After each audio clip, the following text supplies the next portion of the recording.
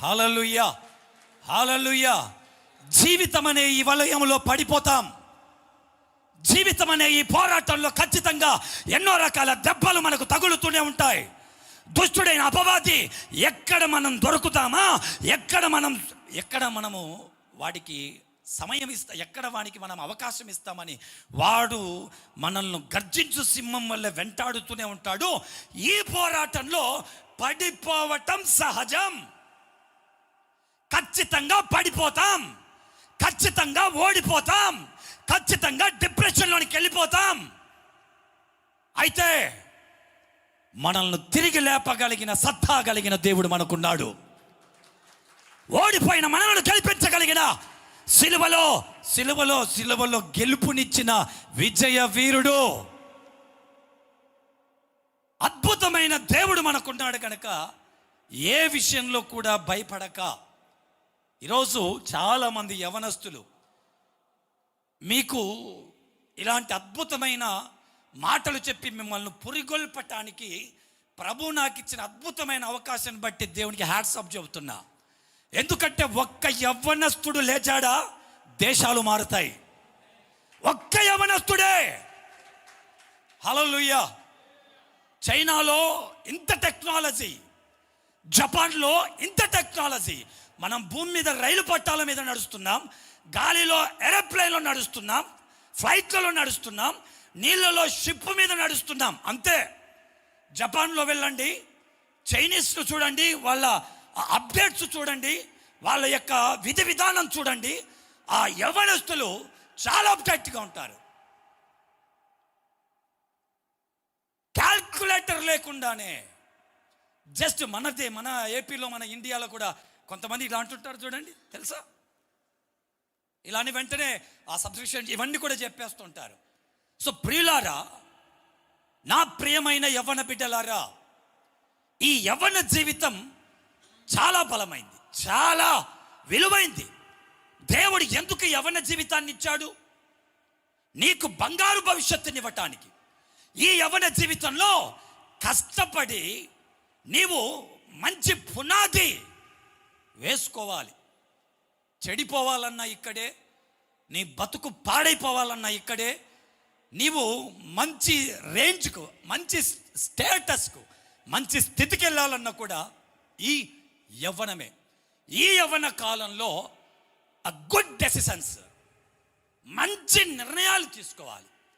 ఈ యవ్వన కాలం కీర్తనలు 90:10 జస్ట్ వినండి. ఆ కీర్తనలు 90:10 ఇదిగో మా ఆయుష్ కాలం 70 సంవత్సరములు, అధిక బలం ఉన్న ఎడల 80 సంవత్సరాలు. జస్ట్ క్యాల్కులేట్ చేసి చెప్పారు. ఈ 70 ఏళ్ళ కాలంలో బాల్యకాలం ఉంది, యవ్వన కాలం ఉంది, వృద్ధాప్య కాలం ఉంది. బాల్యకాలం, యవ్వన కాలం, వృద్ధాప్య కాలం. ఈ కాలం ఇంతవరకు చాలామంది సేవకులు టైం గురించి అద్భుతమైనటువంటి వివరణ ఇచ్చారు. సమయం అన్నది చాలా విలువైంది. నేను చెప్పడానికి బాగానే ఉంది, మీరు వినడానికి బాగానే ఉంది, కానీ ఆ సమయాన్ని కరెక్ట్గా మెయింటైన్ చేస్తేనే చాలా అద్భుతంగా ఉంటుంది. హల్లెలూయా, హల్లెలూయా. దేవుడు మనకిచ్చిన గొప్ప వరం ఏంటంటే టైం. దేవుడిచ్చిన గొప్ప అవకాశం ఏంటంటే టైం, సమయం. Don't waste your time. ఎప్పుడైతే నువ్వు సమయాన్ని వ్యర్థం చేస్తున్నావో, దేవుడి నీకు ఇచ్చిన ఆయుష్ కాలంలో, దేవుడిచ్చిన నీ బాల్యకాలంలో, దేవుడిచ్చిన నీ యవ్వన కాలంలో ఎప్పుడైతే సమయాన్ని తాగుబోతులతో, తిరుగుబోతులతో, వ్యభిచారులతో, దొంగలతో, కాలక్షేపణతో, సినిమాలంటూ, పిక్నిక్లంటూ, బ్యూటీ పార్లర్లంటూ అందాన్ని మెరుగుపరుచుకోవటానికి ఈ సమయాన్ని వృధాగా ఎప్పుడైతే వ్యర్థం చేస్తామో అక్కడే నీ భవిష్యత్తుకు నాశనం తెచ్చుకున్నావు. హల్లెలూయా. కాబట్టి నెగ్లెక్ట్ చేయకూడదు. ఇది నెగ్లెక్ట్ చేసే టైం కాదు. అమ్మ తిడతాది, నాన్న కొడతాడు, సబ్జెక్టులు చాలా డిస్టర్బెన్స్గా ఉంటాయి. లైఫే ఒక డిస్టర్బెన్స్గా ఉంటుంది. అందరికీ భారంగా ఉంటాం. నీకు ఉద్యోగం రాదు, నిన్ను ఎవడు పెళ్లి చేసుకోడు, మా కడుపున చెడబుట్టావు, ఇలాంటి మాటలు వింటూ ఉంటాం మన జీవితంలో. కన్న తల్లిదండ్రులే ఎంగిలి మూస్తూ ఉంటారు కొంతమంది, అందరూ కాదు. ఎందుకంటే నిష్ప్రయోజకులం. ఏ పని పట్టుకున్నా ఫెయిల్ అయిపోతున్నాం, ఫెయిల్యూర్లో ఉన్నాం. ఇలాంటి పరిస్థితుల్లో నువ్వేంటో, నువ్వు నమ్ముకున్న దేవుడి సత్తా ఏంటో ఈ ప్రపంచానికి నువ్వు తెలియజేయాలి. ఈ ప్రపంచంలో ఒక మేధస్సు కలిగినటువంటి ఆ అద్భుతమైన జ్ఞానాన్ని దేవుడు నీకు అనుగ్రహించాడు. కాబట్టి నెగ్లెక్ట్ చేయకూడదు. ఏం కాదులే, చదవకపోతే ఏమవుతుంది, ప్రార్థించకపోతే ఏమవుతుంది, పరిశుద్ధంగా ఉండకపోతే ఏమవుతుంది, ఏం కాదులే. అందరూ దేవుని నమ్ముకున్నారు, సిగరెట్లు తాగుతున్నారు కదా, అందరూ దేవుని నమ్ముకున్నారు, సీరియల్ చూస్తున్నారు కదా, అందరూ దేవుని నమ్ముకున్నారు, ఆ బ్యూటీ పార్లర్కి వెళ్తున్నారు కదా, అందాన్ని మెరుగుపరుచుకుంటాను. నేను కూడా ఇలా అందరినీ చూస్తూ ఏం కాదు అని ఎప్పుడైతే నువ్వు నెగ్లెక్ట్ చేస్తావో నీ జీవితాన్ని నువ్వే పాడు చేసుకున్నవాడు అవుతావు. ఈరోజు యువత చాలా చెడిపోయింది. యవనస్తులు చాలా మంది చెడిపోయారు. సొసైటీలో చాలా మంది యవనస్తులను చూస్తే ఆ డ్రగ్ కేసులో ఎవడయ్యా ఎఫ్ఐఆర్ ఫైల్ అయింది అంటే యవనస్తుల పేరు కూడా మన క్రిస్టియన్స్ పేరు, జాన్, పీటర్, పౌలు, మన ఎస్సీ, మన క్రిస్టియన్స్ పిల్లలు. డ్రగ్ కేసులో యవనస్తులు. ఆ మిస్సింగ్ కేసులో ఎవరయ్యా అంటే యవనస్తులు. ఆ మర్డర్ కేసులో ఎవరు? యవనస్తులు. ఆ థెఫ్ట్ కేస్, సూసైడ్ అటెంప్ట్ చేశాడు. ప్రపోజ్ చేస్తే అమ్మాయి తిరిగి ఐ లవ్ యూ చెప్పలేదని పురుగులు మందు తాగి చచ్చారు. రైలు పట్టాల కింద తలలు పెట్టి తలలను శిరఛేదనం చేశారు, వదిలేశారు. ఆఫ్టర్ ఆల్ ప్రేమించిన అమ్మాయి కోసమే సరైన నిర్ణయాలు తీసుకుంటా, చెప్పేవాడు లేక చెప్పేవాడు ఉన్నా కూడా సరైన నిర్ణయాలు తీసుకుంటా ఈ యవ్వన కాలంలో చదువుకున్నా కూడా అది వంటికి పట్టక, నేను మైండ్లో ఏదైతే ఫిక్స్ అయ్యానో, ఎవరితో అయితే పెళ్లి చేసుకోవాలనుకున్నానో, ఏ బిజినెస్ చేయాలనుకున్నానో అదే నేను చేయాలని చాలా మంది యవనస్తులు పాడైపోయారు. చాలా మంది యవన జీవితాలు పాడైపోయారు. యవనస్తులు పిచ్చోళ్ళై బస్ స్టాండ్లో తిరుగుతున్నారు. యవ్వన బిడ్డలు హోటల్స్లో ప్లేట్లు కడుగుతున్నారు. యవ్వన పిల్లలు లాడ్జింగ్లలో పరుపులు మార్చేస్తున్నారు. యవ్వన బిడ్డలు వారికి దేవుడిచ్చిన మేధస్సు ఏంటి, యవ్వన కాలమందు దేవుడిచ్చిన బలమేంటి, ప్రతి యవ్వనుడు గుర్తించాలి. ప్రతి యవ్వనుడు కళ్ళు తెరవాలి. ప్రతి యవ్వనుడు మీ మనోనేత్రాలు తెరివి దర్శనములో దేవుడు నీకు ఇచ్చిన కెపాసిటీ ఏంటో, దేవుడు నీ పట్ల కలిగిన రేంజ్ ఏంటో. ఆమేన్. నిన్ను ఖాళీగా ఈ భూమి మీదకి పంపలేదు. The God has a plan, the what purpose. దేవుడు ఒక అద్భుతమైన ప్రణాళికతో ఈ భూమి మీదకి నిన్ను పంపించాడు. ఒక కుక్కలాగో, ఒక జాతి జంతువులాగో, ఒక పక్షిలాగో దేవుడు నిన్ను ఈ లోకానికి పంపలేదు. తన స్వరూపమందు, తన పోలిక చొప్పున అద్భుతమైన తన ఆత్మను నీలో ఊది ఈ భూమి మీదకి దేవుడు తన బిడ్డగా పంపాడు. బికాజ్ నిన్ను ఒక రాజుగా చూడాలనుకున్నాడు, నిన్ను ఒక చక్రవర్తిగా చూడాలనుకున్నాడు, నిన్ను దేశాలను ఏలే నాయకుడిగా చూడాలనుకున్నాడు. It's a God's plan for you. You know that? You know? Please can you understand me? నాకేం చేశాడు? నాకు సరైన ఫినాన్షియల్ సపోర్ట్ లేదు, మా అమ్మ బాగలేదు, మా నాన్న బాగలేడు, నాకు హెల్ప్ చేసే నా నైబర్స్ నాకు లేరు. నా ఎవ్వడు కాదు, దేవుడు అనుకుంటే పెంట కుప్ప మీద ఉన్న నిన్ను పైకి లేపుతాడా? నీ యవ్వనాన్ని దేవునికి ఇవ్వు. హల్లెలూయా, హల్లెలూయా. ఈ యవ్వన కాలంలో ఒక డేంజరస్ ఏజ్, ఒక ఏజ్ ఉంది. ఆ ఏజే 17 years, 17. ఇక్కడ 17 ఏళ్ల వయసు కలిగిన వాళ్ళు ఎవరైనా ఉన్నారా? ఒకసారి చూపిస్తారా? 17 ఏళ్ల వయసు చెప్పుకోలేకపోతున్నారా? సిగ్గుపడుతున్నారా? హల్లెలూయా, హల్లెలూయా. 17 years, మంచి టీనేజ్. దేవునికి స్తోత్రం. ఈ 17 years లో గుడ్ డెసిషన్స్ తీసుకోలేరు, మంచి నిర్ణయాలు తీసుకోలేరు. ఈ 17 years లోనే లవ్ లో పడతారు. ఈ 17 years లోనే సిగరెట్లకు బానిస అయిపోతారు. ఈ 17 years లోనే అమ్మాయిల వెంట, అబ్బాయిల వెంట. దయచేసి ఇక్కడ ఉన్న వాళ్ళంతా యవనస్తులే. ఎందుకంటే నేను కూడా నా యవ్వన కాలంలో ఇలా చెప్పేవాళ్ళు లేక, చెప్పేవాళ్ళు ఉన్నా కూడా వాళ్ళు చెప్పే మాట నేనేంట్రా వాడు చెప్పే మాటనే అనే బల్బు, అనే ఈగో, అనే యాటిట్యూడ్ నన్ను సికింద్రాబాద్ రైల్వే స్టేషన్ లో ఫుట్పాత్ మీదకి తీసుకుపోయింది. అందుకే ఆ యవ్వన కాలాన్ని దాటొచ్చి పడిపోయి లేచి, ఆమేన్, హల్లెలూయా, హల్లెలూయా. దేవుని నామానికి స్తోత్రం కలుగును గాక, దేవుని నామానికి స్తుతి కలుగును గాక. దేవుడు అద్భుతమైనటువంటి ఆ 17 ఏళ్ల వయసు, 17 years, ఆ ఏజ్ అండి నిజంగా చాలా డేంజరస్ ఏజ్ అండి.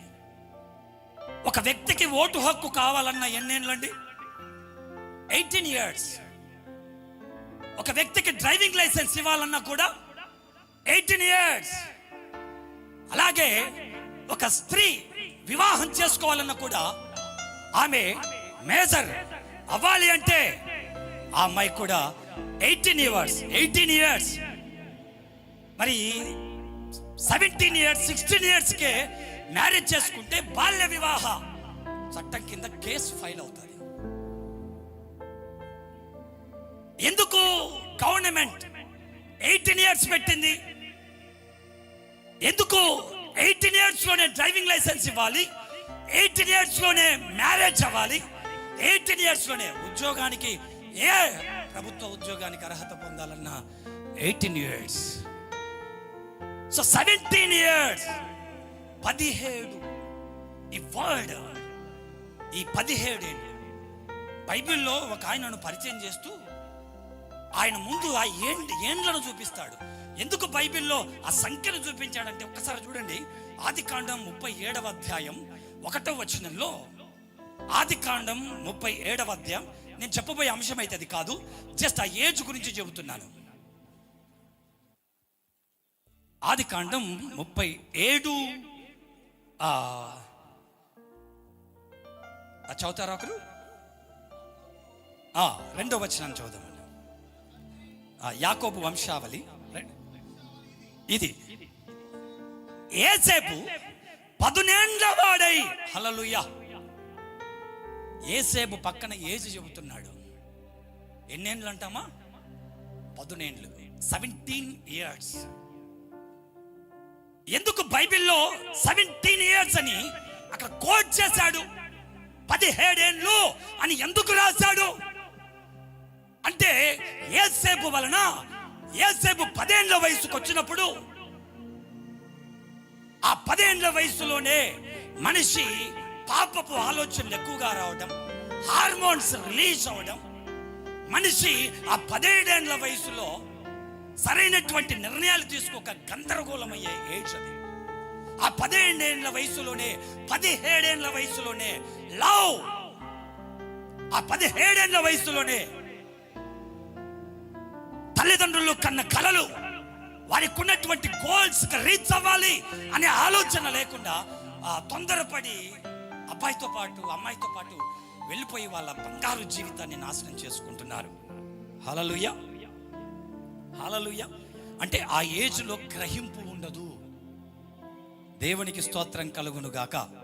సరైన డెసిషన్ తీసుకోలేరు. ఆమేన్, హల్లెలూయా, హల్లెలూయా. కాబట్టి యోసేపు 17 ఏళ్ల వయసులోనే పోతీఫరు భార్య తనతో శయనించమని తనను కోరినప్పుడు ఆ 17 ఏళ్ల వయసులో తన యవ్వన ప్రాయాన్ని, తన యవ్వన జీవితాన్ని దేవునికి విరోధంగా నేను పాపం చేసి ఎలా కట్టుకుందును అని తన జీవితాన్ని దేవుని కోసం, తన యవ్వన జీవితాన్ని త్యాగం చేశాడు, దేవుని ఎదుట పెట్టాడు. దేవునికి స్తోత్రం. కాబట్టి ఈ దేవుని మాటలు వింటున్న నా ప్రియ చెల్లి, నా ప్రియ సహోదరులారా, నేను దేవుణ్ణి ఎరగక ముందు 2005 ఎలక్ట్రిసిటీ డిపార్ట్మెంట్లో రెవెన్యూ క్యాషియర్గా గవర్నమెంట్ జాబ్ హోల్డర్. నేను దేవుడిచ్చిన దర్శనాన్ని బట్టి కంప్లీట్గా జాబ్ రాజీనామా చేసి రాయలసీమ ప్రాంతంలో ప్రభువు నన్ను ఎన్నుకుంటే దేవుని సేవకు వచ్చాను. పక్కా విగ్రహారాధికుణ్ణి. భవానీమాల లేశాను, శివమాల లేశాను. మా నంద్యాల నుంచి విజయవాడకు పాదయాత్ర చేశాను కొండలలో పడి. భయంకరమైన తాగుడుకు అడిక్ట్ అయిపోయిన వాడిని. అమ్మాయి చెప్పిన మాట వినేవాడిని కాదు. మా నాన్న ఒక గవర్నమెంట్ కాలేజీలో గవర్నమెంట్ ఎంప్లాయీ. అదే కాలేజీలో నేను స్టూడెంట్గా చేరి మాస్టర్ లెక్చరర్ బోధిస్తుంటే, అదే కాలేజీలో అదే రూమ్లో లెక్చరర్ మాస్టర్స్ స్టడీస్ బోధిస్తుంటే కాలేజీలోనే సిగరెట్లు కాల్చిన వాడిని. బాగా రాయలసీమ ప్రాంతం అంటే ఎలా ఉంటుందో మీకు చెప్పాల్సిన అవసరం లేదనుకుంటాను. చాలా క్రూయల్గా, చాలా కఠినంగా అలాంటి జీవితాన్ని జీవించిన నా జీవితంలో మా అమ్మ ప్రార్థన, మా నాన్న ప్రార్థన నన్ను ఒక దైవజనునిగా మార్చింది.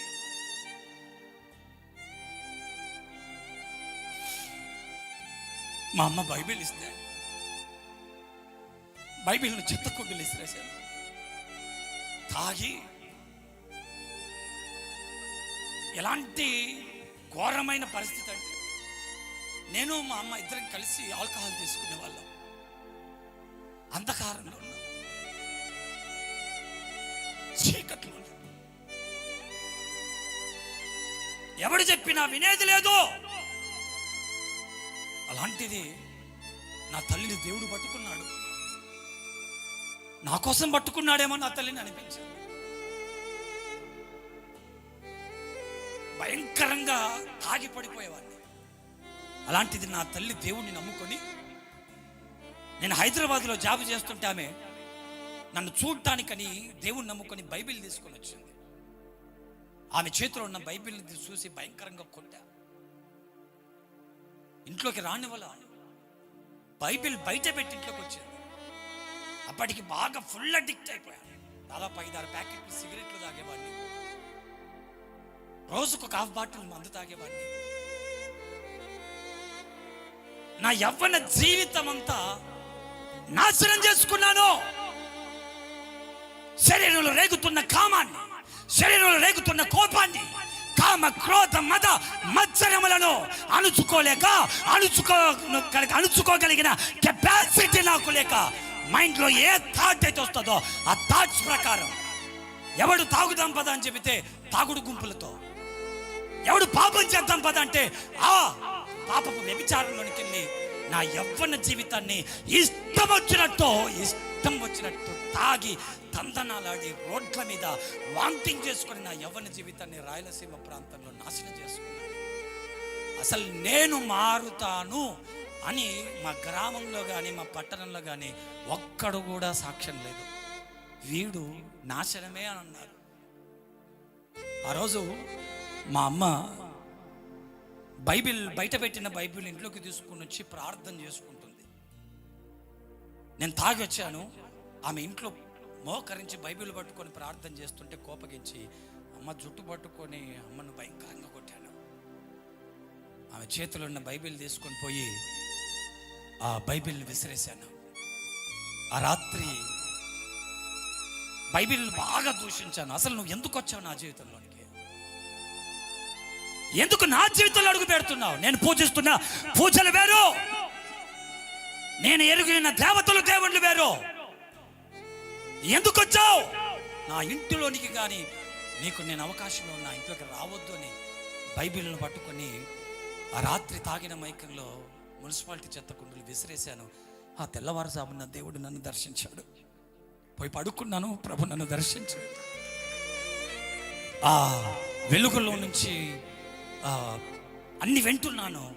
నశించిన దానిని వెతికి రక్షించుట కోసమే మనుష్య కుమారుడు ఈ లోకానికి వచ్చాడు. పాపం ఎక్కడ విస్తరించదో అక్కడ అపరిమితముగా నా కృప విస్తరించింది. మై డియర్ సన్, నేను నిన్ను లేపుతున్నాను. అన్య జనములకు సాధనంగా నిన్ను వాడుకోబోతున్నాను. ఈ పట్టణాన్ని వదిలిపెట్టి నీ స్వగ్రామమైన పట్టణానికి వెళ్ళి ఏ బైబిల్ అయితే విసిరేసావో అదే బైబిల్ పట్టుకో. నేను నీ ఎదుట నిలబడబోతున్నా, నీ మీద నిలబడబోతున్నా, నీ చుట్టూ అగ్నిని నిలబెట్టబోతున్నా, అనేక జనములను నీకు ఏర్పాటు చేయబోతున్నా, నీలో నుండి వచ్చే ప్రతి పదం ప్రతి రాజ్య కుండను మార్చబోతున్నాని ప్రభు నన్ను లేపాడు. అక్కడే పశ్చాత్తాపడి ఎక్కడైతే బైబిల్ విసిరాను అక్కడికి వెళ్ళి బైబిల్ను హత్తుకొని నా యవ్వన జీవితాన్ని దేవునికి సమర్పించుకున్నా. ఏ యేసు దేవుడు కాదన్నానో, ఏ క్రీస్తు ప్రభు కాదన్నానో, ఆయనే నిజమైన దేవుడని ఏ బైబిల్ అయితే విసిరేశానో అదే బైబిల్. ఇదిగో మా అమ్మ ఇచ్చిన బైబిల్ ఇదే. మున్సిపాలిటీ చెత్త కుండీలో విసిరేసిన బైబిల్ ఇదే. ఇదే బైబిల్ పట్టుకొని నేను చచ్చిపోయేంత వరకు నీ సేవ చేస్తాను ప్రభు అని. ఇదిగో నేను వద్దు దేవుడు కాదు అని చెప్పిన బైబిల్ ఇదే. ఇదే బైబిల్ పట్టుకొని వైశాస్ని మార్చా, రెడ్డిస్ని మార్చా, కమ్మ కాపా పలిచా, తాగుబోతులు జైలులో ఎంతో మంది నరహత్యకులు ఎంతో మందిని ఇదే బైబిల్ పట్టుకొని సువార్త చెప్పి దాదాపు 15-20 వేల మందికి చేతులతో బాప్తిసం ఇచ్చా. 5,000 మంది సంఘాన్ని ఈరోజు నడిపిస్తున్నా. 1 ఎకరా స్థలంలో కొన్ని కోట్ల రూపాయల వ్యయంతో ఒక అద్భుతమైనటువంటి మందిరాన్ని ఎవరి ద్వారా తెలుసా? ఒకప్పుడు నేను ఎవరు తెలుసా? అన్నం మెతుకులు లేకుండా సికింద్రాబాద్ రైల్వే స్టేషన్లో ఒక ఫుట్పాత్ మీద పడుకున్నానే. స్నేహితులు మోసం చేశారు, తల్లిదండ్రులు వదిలిపెట్టారు, నేను అడిక్ట్ అయ్యానని, నేను పాపంలో ఉన్నానని, నేను చెడిపోయానని అందరూ నన్ను వదిలిపెడితే నా యేసయ్య ఒక్కడే నా దగ్గరకు వచ్చి పెంటు కుప్ప మీద ఉన్న నన్ను ప్రభు లేపాడు.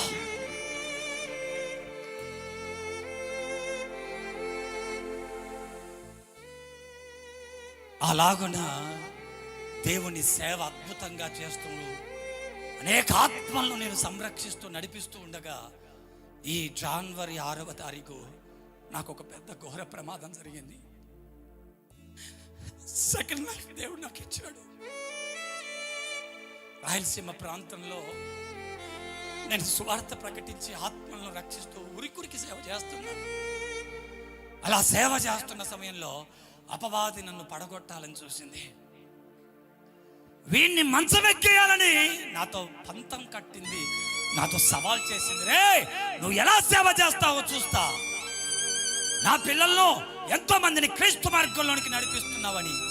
నేను నిద్రపోతుంటే నన్ను ఇట్లా తట్టి లేపి సవాల్ చేసి చెప్పింది, నిన్ను పడగొడుతున్నా చూడని. ప్రయాణం చేస్తుంటే నాకు ఇంతకుముందు ఇన్నోవా క్రిస్టా కారు ఉండేది. ఆ కారులో నేనే డ్రైవింగ్ చేస్తున్నాను. ఆ డ్రైవింగ్ చేస్తున్న సమయంలో ఒక పెద్ద లారీ వచ్చేసి కొడితే అండి అద్దాలు పగిలి కారు నుజ్జు అయిపోయింది. 5 మంది ఉన్నాం, నాతో నా కుమారుడు, నాతో పాటు వచ్చిన పరిచారకులు. స్పాట్లో నేను 120-140 స్పీడ్లో ఉన్నా. లారీ కూడా చాలా స్పీడ్లో ఉంది. చిన్న కరువు ఉంది అక్కడ, మంచుకు కనిపించలేదు. కొట్టేశాడు. కొడితే కారు సినిమాలో కదా ఎలా తిరుగుతుందో అలా తిరిగింది. చుట్టూ చూసిన వాళ్ళంతా ఒక్కడు మిగిలాడు రా, మొత్తం చచ్చిపోతారు అనుకున్నారు. కానీ రక్తపు చుక్క బయటికి రాకుండా నా తండ్రి కాపాడాడు.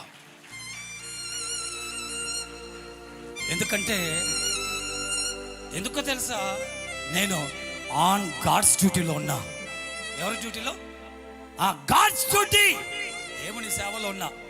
కాబట్టి దేవుడు అద్భుతంగా నన్ను కాపాడి, అద్భుతంగా ప్రభు నన్ను కృప చూపించాడు.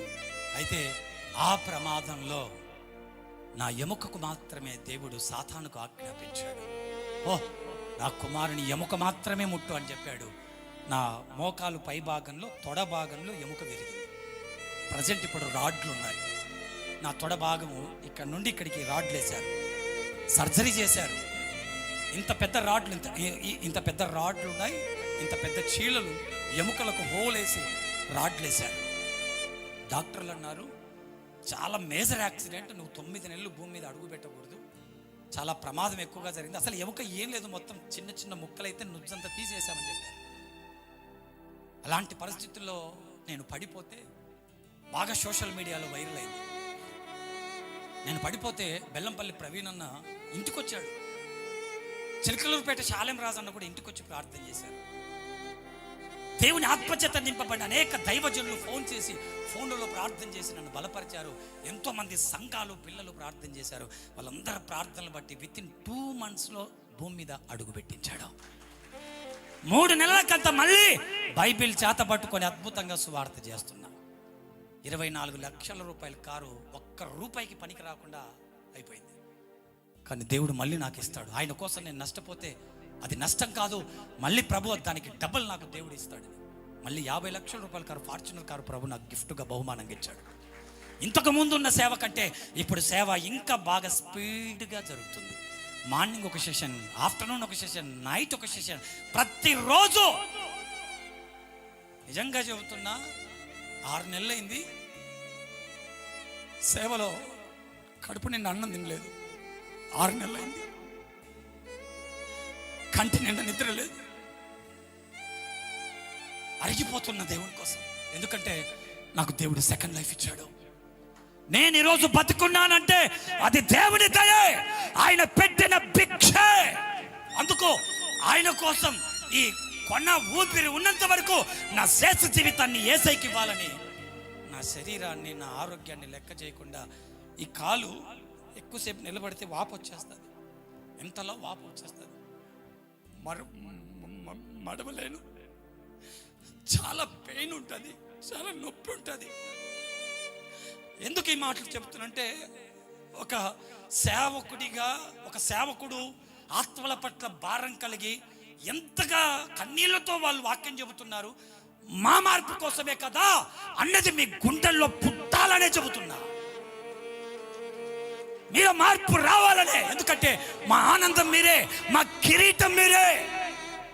ఆమేన్. అందుకే ప్రియ యవ్వనులారా, ఇలా జరుగుతున్న ఈ అద్భుతమైనటువంటి సేవలో ప్రభు అద్భుతంగా నన్ను వాడుకుంటున్నాడు. అందుకే డోంట్ వేస్ట్ యువర్ టైం. సమయాన్ని పోనివద్దు, టైం వేస్ట్ చేయొద్దు. ఎందుకు? ఒక 3 రెఫరెన్స్ చెప్తా. టైం వేస్ట్ చేయొద్దు అన్న మాటకు ఒక్క 3 రెఫరెన్స్ చెప్పి, బైబిల్లో ఒక భక్తుడు, ఒక యవ్వనస్తుడు ఉన్నాడు, 25 ఏళ్ళ యవ్వనస్తుడు. తన జీవితాన్ని చాలా అద్భుతంగా దేవునికి అప్పగించాడు. దేవుడు చాలా అద్భుతంగా ఆశీర్వదించాడు. కొలస్సీ 4:5, జస్ట్ టైం గురించి. కొలస్సీ 4:5,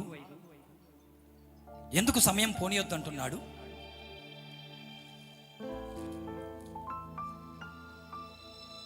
కొలస్సీ పత్రిక 4:5, ఆ సమయము పోనీయక సద్వినియోగం యూటిలైజ్ చేసుకొనొచ్చు సంఘములకు వెలుపటి వారి యెడల జ్ఞానం కలిగి నడుచుకోండి. ఆమేన్. సమయాన్ని ఏం చేయొద్దు అంటున్నాడు? పోనివద్దు అంటే వేస్ట్ గా టైం. నీవు వ్యర్థముగా సమయాన్ని పోనివద్దు. ఎందుకంటే మనకు దేవుడిచ్చిన గొప్ప వరం టైం, సమయం. చాలా మందికి టైం విలువ తెలియదు. ఈ టైం విలువ తెలుసుకునే ఈ ఇవ్వబడినటువంటి సమయంలో ఈరోజు ప్రపంచ ప్రఖ్యాతి చెందిన కోటీశ్వరులు, ధనికులు ఈ సమయాన్ని, ఈ వాల్యుబుల్ సమయాన్ని వాళ్ళు ఎక్కడో కూర్చుంటారు, వాళ్ళకు కొన్ని లక్షల కోట్ల రూపాయల అకౌంట్లో పడుతూ ఉంటాయి కంపెనీలలో పనిచేస్తూ. ఎందుకంటే యవ్వన కాలంలో సమయాన్ని బాగా వాడుకున్నారు, సమయాన్ని బాగా వాడుకున్నారు. దేవుడు నాకేమిచ్చాడు, దేవుడు నాకేమిచ్చాడు, దేవుడు నీకేమిచ్చాడు తెలుసా? అద్భుతమైన టైం ఇచ్చాడు, సమయం ఇచ్చాడు. ఈ సమయాన్ని బాగా వాడావా ప్రయోజకులకు పోతావు. ఈ సమయాన్ని తాగుబోతులకిచ్చి, తిరుగుబోతులకిచ్చి, కాలక్షేపణ కార్యక్రమాలకిచ్చి, సీరియళ్లకు, సినిమాలకు, నీ అందాన్ని మెరుగు పొందించుకోవడానికి, ముసలమ్మ ముచ్చట్లు పెట్టడానికి ఈ టైం వేస్ట్ చేస్తే నీ జీవితంలో నువ్వు నాశనాన్ని కొని తెచ్చుకుంటావు. అందుకే సమయాన్ని పోనీయక సద్వినియోగం, మంచిగా దాన్ని వినియోగం చేసుకోండి. ఎందుకంటే సంఘము వెలపటి వారి యొడల మీరు జ్ఞానము కలిగి నడుచుకోవటం కోసం. హల్లెలూయా. ఇంకొక మాట చూద్దాం, ఎఫెసీ 5:15. జస్ట్ టైం గురించి. ఎఫెసీ 5:15.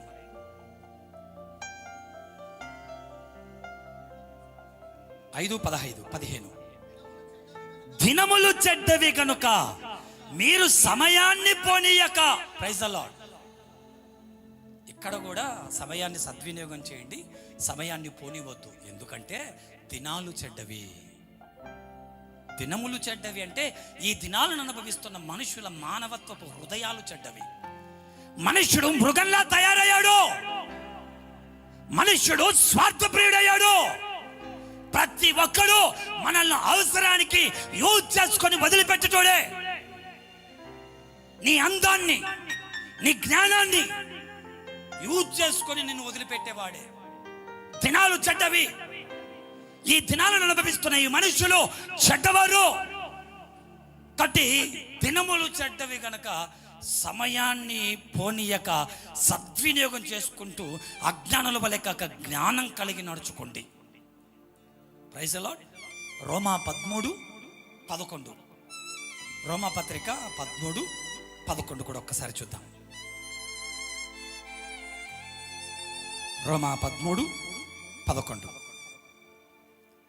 మరియు మీరు సమయము, కాలము నెరిగి నిద్ర మేలుకొని వేలైందని తెలుసుకొని అలాగూ చేయండి. మనం విశ్వాసులైనప్పటికంటే ఇప్పుడు రక్షణ మనకు మరీ సమీపంగా ఉంది కనుక, రాత్రి చాలా గడిచి పగలు సమీపంగా ఉంది కనుక మన అంధకార క్రియలు విసర్జించి తేజస్ సంబంధమైన యుద్ధోపకరణాలు ధరించుకోండి. ఎందుకు మీరు కాలం మెరిగి నిద్ర మేలుకోండి అంటున్నా అంటే, కింద చెబుతున్నాడు, అల్లరితో కూడిన ఆటపాటలైనను, మత్తైనను లేక, కామ విలాసములైనను, పోకిరి చేష్టలైనను లేక, కలహమైనను మత్సరమైనను లేక, పగట యందు నడుచుకున్నట్లు మర్యాదగా నడుచుకుందుము. హల్లెలూయా. దేవునికి స్తోత్రం కలుగునుగాక, దేవునికి మహిమ కలుగునుగాక. ఈ సమయాన్ని చాలామంది యూటిలైజ్ చేసుకోక సమయాన్ని వేస్ట్ చేసుకొని జీవితాలను నాశనం చేసుకుంటున్నారు. యవ్వనస్తులు ఎక్కువగా ఎక్కడ చెడిపోతున్నారంటే, యవ్వనస్తుల మీద ఎక్కువగా దేని ప్రభావం పడుతుందంటే సినిమా ప్రభావం పడుతుంది, సోషల్ మీడియా ప్రభావం పడుతుంది. ఈ సినిమా ప్రభావం వలన సినిమాలో హీరో, మొన్న ఈ మధ్య KGF ఏదో సినిమా నేను న్యూస్లో చదివాను. KGF సినిమాలో ఆ హీరో 5 మినిట్స్కి ఒకసారి పెదాల మీద సిగరెట్ కాలుస్తాడు. దాన్ని ఇన్స్పిరేషన్గా తీసుకొని ఆ హీరోను చూసి ఇన్స్పైర్ అయిపోయి ఒక యవ్వనస్తుడు తాను కూడా రోజుకొక 20-30 సిగరెట్లు కాల్చడం ప్రారంభించాడు. ఎందుకురా అలా సిగరెట్లు కాలుస్తున్నావు అంటే, నేను కూడా KGF సినిమా హీరోలా ఉండాలని, ఇదిగో ఆ స్టైల్. తాగుడుకు అలవాటు పడ్డాడు. ఇప్పుడు సినిమాలు కూడా మాదక ద్రవ్యాలను నమ్మే వాళ్ళను, సినిమాలో హీరోలంతా ఒకప్పుడు విలన్ క్యారెక్టర్ వేరు, హీరో క్యారెక్టర్ బాగా గుడ్ క్యారెక్టర్ ఉండేది. ఇప్పుడు హీరో క్యారెక్టర్ను బ్యాడ్ చేసేసారు. ఎవడు బాగా చెడ్డ పనులు చేస్తాడు వానికి హీరో క్యారెక్టర్ చేస్తున్నారు. ఇప్పుడు దాన్ని చూసి యవనస్తులందరూ కూడా సినిమా ప్రభావం యవన బిడ్డల మీద పడుతుంది. సినిమా హీరోయిన్లు వాళ్ళు కట్టిన శారీ, వాళ్ళు వేసిన డ్రెస్సులు, వాళ్ళ హెయిర్ స్టైల్, వాళ్ళ కాస్ట్యూమ్స్, వాళ్ళ డైలాగ్స్, ఒక్కొక్క సినిమా ఒక్కొక్క ట్రెండ్ని తెస్తుంది. ఆ సినిమా హీరోయిన్ కట్టిన శారీ, ఆ సినిమా హీరో కట్టిన జీన్స్ ప్యాంట్, టీషర్ట్. మీరు RR RRR సినిమా వచ్చింది కదా, దాంతోపాటు టీషర్ట్ల మీద అన్ని RRR టీషర్ట్లు.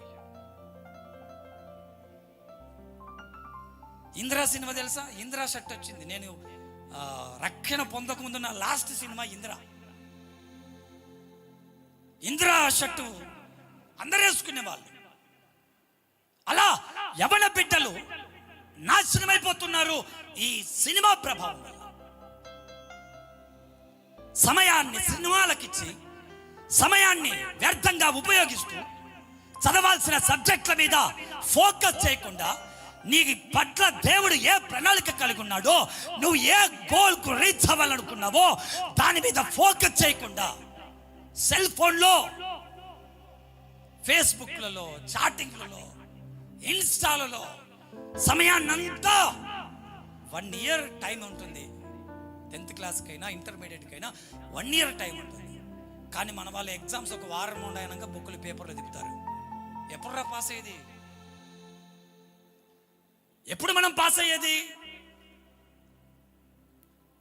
సమయాన్నంతా వేస్ట్ చేశారు. సంసారం చేయాల్సిన వ్యక్తి, భార్యతో కాపురం చేయాల్సిన వ్యక్తి, చదవాల్సిన స్టూడెంట్, మంచి బిజినెస్ చేయాల్సిన వ్యక్తి, అద్భుతమైన సేవ యవ్వన కాలంలో జరిగించాల్సిన ఒక సేవకుడు సమయాన్ని వ్యర్థం చేసి పరిగెడితే, ఆరాట పడితే ఎలా?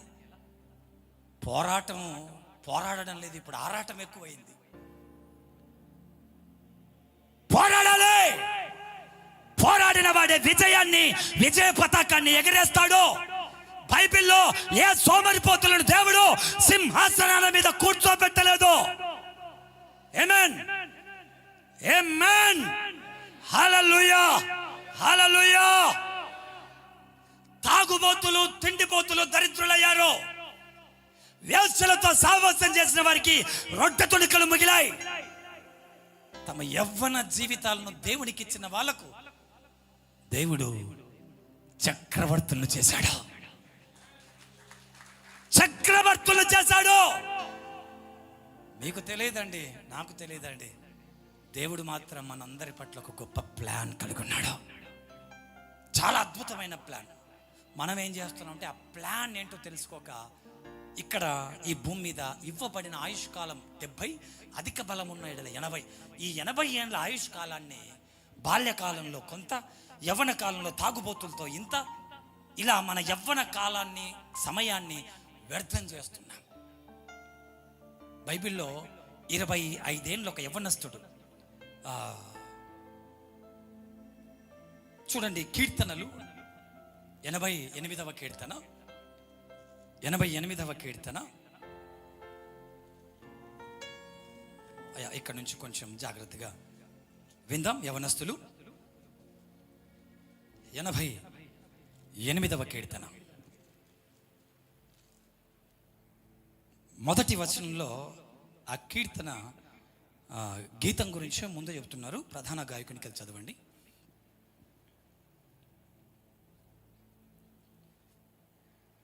ప్రధాన గాయకునికి ఉందా? ప్రతి స్లామ్కు పైన ఈ కోరాహు కుమారుల కీర్తన, మోషే రాసిన కీర్తన అని ఉంటుంది. అక్కడ ఉంది చూడండి, ప్రధాన గాయకునికి మహలతు లయన్నో తను రాగం మీద పాడదగినంటే ఆ ట్రాక్ చెబుతున్నాడు. నెక్స్ట్, ఎజ్రాహీయుడైన హేమాను రచించిన దైవ ధ్యానము. ఎవరంట? ఎజ్రాహీయుడైన హేమాను. రచించిన దైవధానము కోరాహు కుమారుల కీర్తన గీతం. ఈ కోరాహు కుమారుల కీర్తనను ఈ ఎజ్రా హీరోయిన్ హేమాను మరొక్కసారి రచిస్తున్నాడు. ఈ హేమాను 25 years యవ్వనస్తుడండి. హేమాను గురించి ఆ దినవృత్తాంతముల గ్రంథంలో, రాజుల గ్రంథంలో ఒక 3 రెఫరెన్స్లు ఉన్నాయి, చెప్పేస్తాను మీకు. అసలు హేమాను లైఫ్ స్టోరీ, హేమాను యవ్వన జీవితాన్ని దేవుడు ఎలా తిప్పేశాడు, హేమాను సంతతిని, హేమాను పిల్లలను దేవుడు ఏ రేంజ్కి తీసుకెళ్ళాడు, హేమాను గురించి ప్రతి యవ్వనుడు తెలుసుకోవాలి ఈరోజు. ఆమేన్. ఆయన పేరేం పేరు? హేమాను. హామాను కాదు, Hemanu. Praise the Lord. Hallelujah, hallelujah. ఈ హేమాను ఈ కీర్తనలో ఏమని చెబుతున్నా అంటే 18వ వచనం చదవండి ఒకసారి. నా ప్రియులను, స్నేహితులను నువ్వు నాకు దూరంగా ఉంచావు, చీకటే నాకు బంధువర్గమాయను. దేవునికి స్తోత్రం కలుగునుగాక, దేవునికి స్తోత్రం కలుగునుగాక. ఈ కీర్తనలో ఈ హేమాను చెబుతున్నాడు, నేను ప్రేమించిన వాళ్ళు, నా ప్రియులు, నా క్లోజ్ అండ్ బెస్ట్ ఫ్రెండ్స్ ఎవరైతే ఉన్నారో వీళ్ళంతా నాకు దూరం అయిపోయారు. చీకటి నన్ను ఆవరించింది, చీకటే నాకు బంధువులయ్యారు, నా స్నేహితులు నాకు దూరం అయ్యారు. దేవా, ఎందుకయ్యా నా స్నేహితులు నాకు దూరం అయ్యారు? ఎందుకయ్యా నాకు చీకటే బంధువర్గం అయ్యింది? అదే వచనంలో చూడండి, 15వ వచనం కూడా చూడండి. ఆ బాల్యము నుండి నేను బాధపడి చావుకు సిద్ధమైతేనే నీవు పెట్టు భయము చేత నేను కలవరపడుచున్నాను. ఈ హేమాన్ అంటున్నాడు, అయ్యా బాల్యము నుండే, చిన్నప్పటి నుండే నాకు బాధలు ఎక్కువైపోయి సూసైడ్ చేసుకోవాలనుకున్నాను, చావడానికి సిద్ధమయ్యాను. తన హిస్టరీ చెబుతున్నాడు ఆ కీర్తనలో. బాల్యములోనే నేను చావాలనుకున్నాను, ఎక్కి ఎక్కి ఏడుస్తూ పరుపు తడిసిపోయిందంట హేమానుకు. స్నేహితులు దూరమయ్యారు, నెలవరులు దూరమయ్యారు, నా బంధువర్గం అంతా, నాకు అసలు నా జీవితమే చీకటి. ఈరోజు నీ జీవితం కూడా హేమానులాగా చీకటి అయ్యిందా? ఉద్యోగం లేదని, వివాహం కాలేదని, నీ జీవితం కూడా చీకటి బంధకాల్లో బంధించబడి ఉంటే హేమాను నిన్ను భుజం తట్టి లేపబోతున్నాడు ఈరోజు. హేమాను మనందరికీ హేమానును దృష్టాంతంగా దేవుడు పెట్టి బైబిల్లో హేమాను చరిత్ర రాశాడు. బాల్యంలోనే చావడానికి సిద్ధపడ్డాడంట. ఇతనికి వచ్చిన కష్టం ఏంటి? 9వ వచనం కూడా చూడండి. బాధ చేత నా కన్ను క్షీణించుచున్నది, యెహోవా ప్రతి దినం నేను నీకు మొరపెట్టుచున్నా. నా కన్ను బాధల చేత కన్ను క్షీణించిపోయిందంట. ఏడ్చి ఏడ్చి ఏడ్చి కళ్ళు లొట్టబోయాయంట. కంటి చుట్టూ డార్క్ మొదలైందంట. కంటిలో ఆనందం లేదు, కంటికి నిద్ర లేదు. కంటి కోరుకున్నది తన జీవితంలో ఏది అనుభవించలేని పరిస్థితికి వచ్చేశాడు. తన కన్ను బాధించేంత క్షీణ దశకు హేమాను జీవితం ఎందుకు వచ్చింది? తన స్నేహితులే ఎందుకు తనను పోరా నీదొక బతుకున్నారు. స్నేహితులే వదిలేశారు. నా ప్రియులు, స్నేహితులు దూరమైపోయారు. ఇంత కష్టం ఎందుకు ఇతనికి వచ్చిందంటే ఒక మంచి వాడిని ఇన్స్పిరేషన్గా తీసుకున్నాడు అంతే. తన ఫ్యామిలీలో ఒక మంచి వ్యక్తిని ఇన్స్పిరేషన్గా తీసుకున్నాడు, జస్ట్ అంతే. తన జీవితం ఇలా మారిపోయింది. కానీ అతని జీవితాన్ని మాత్రం దేవుడు హెచ్చించాడండి, చాలా గొప్పగా హెచ్చించాడు. హల్లెలూయా. అసలు ఈ హేమాన్ ఎవరు చూద్దాం. మొదటి దినవృత్తాంతముల గ్రంథం 6వ అధ్యాయం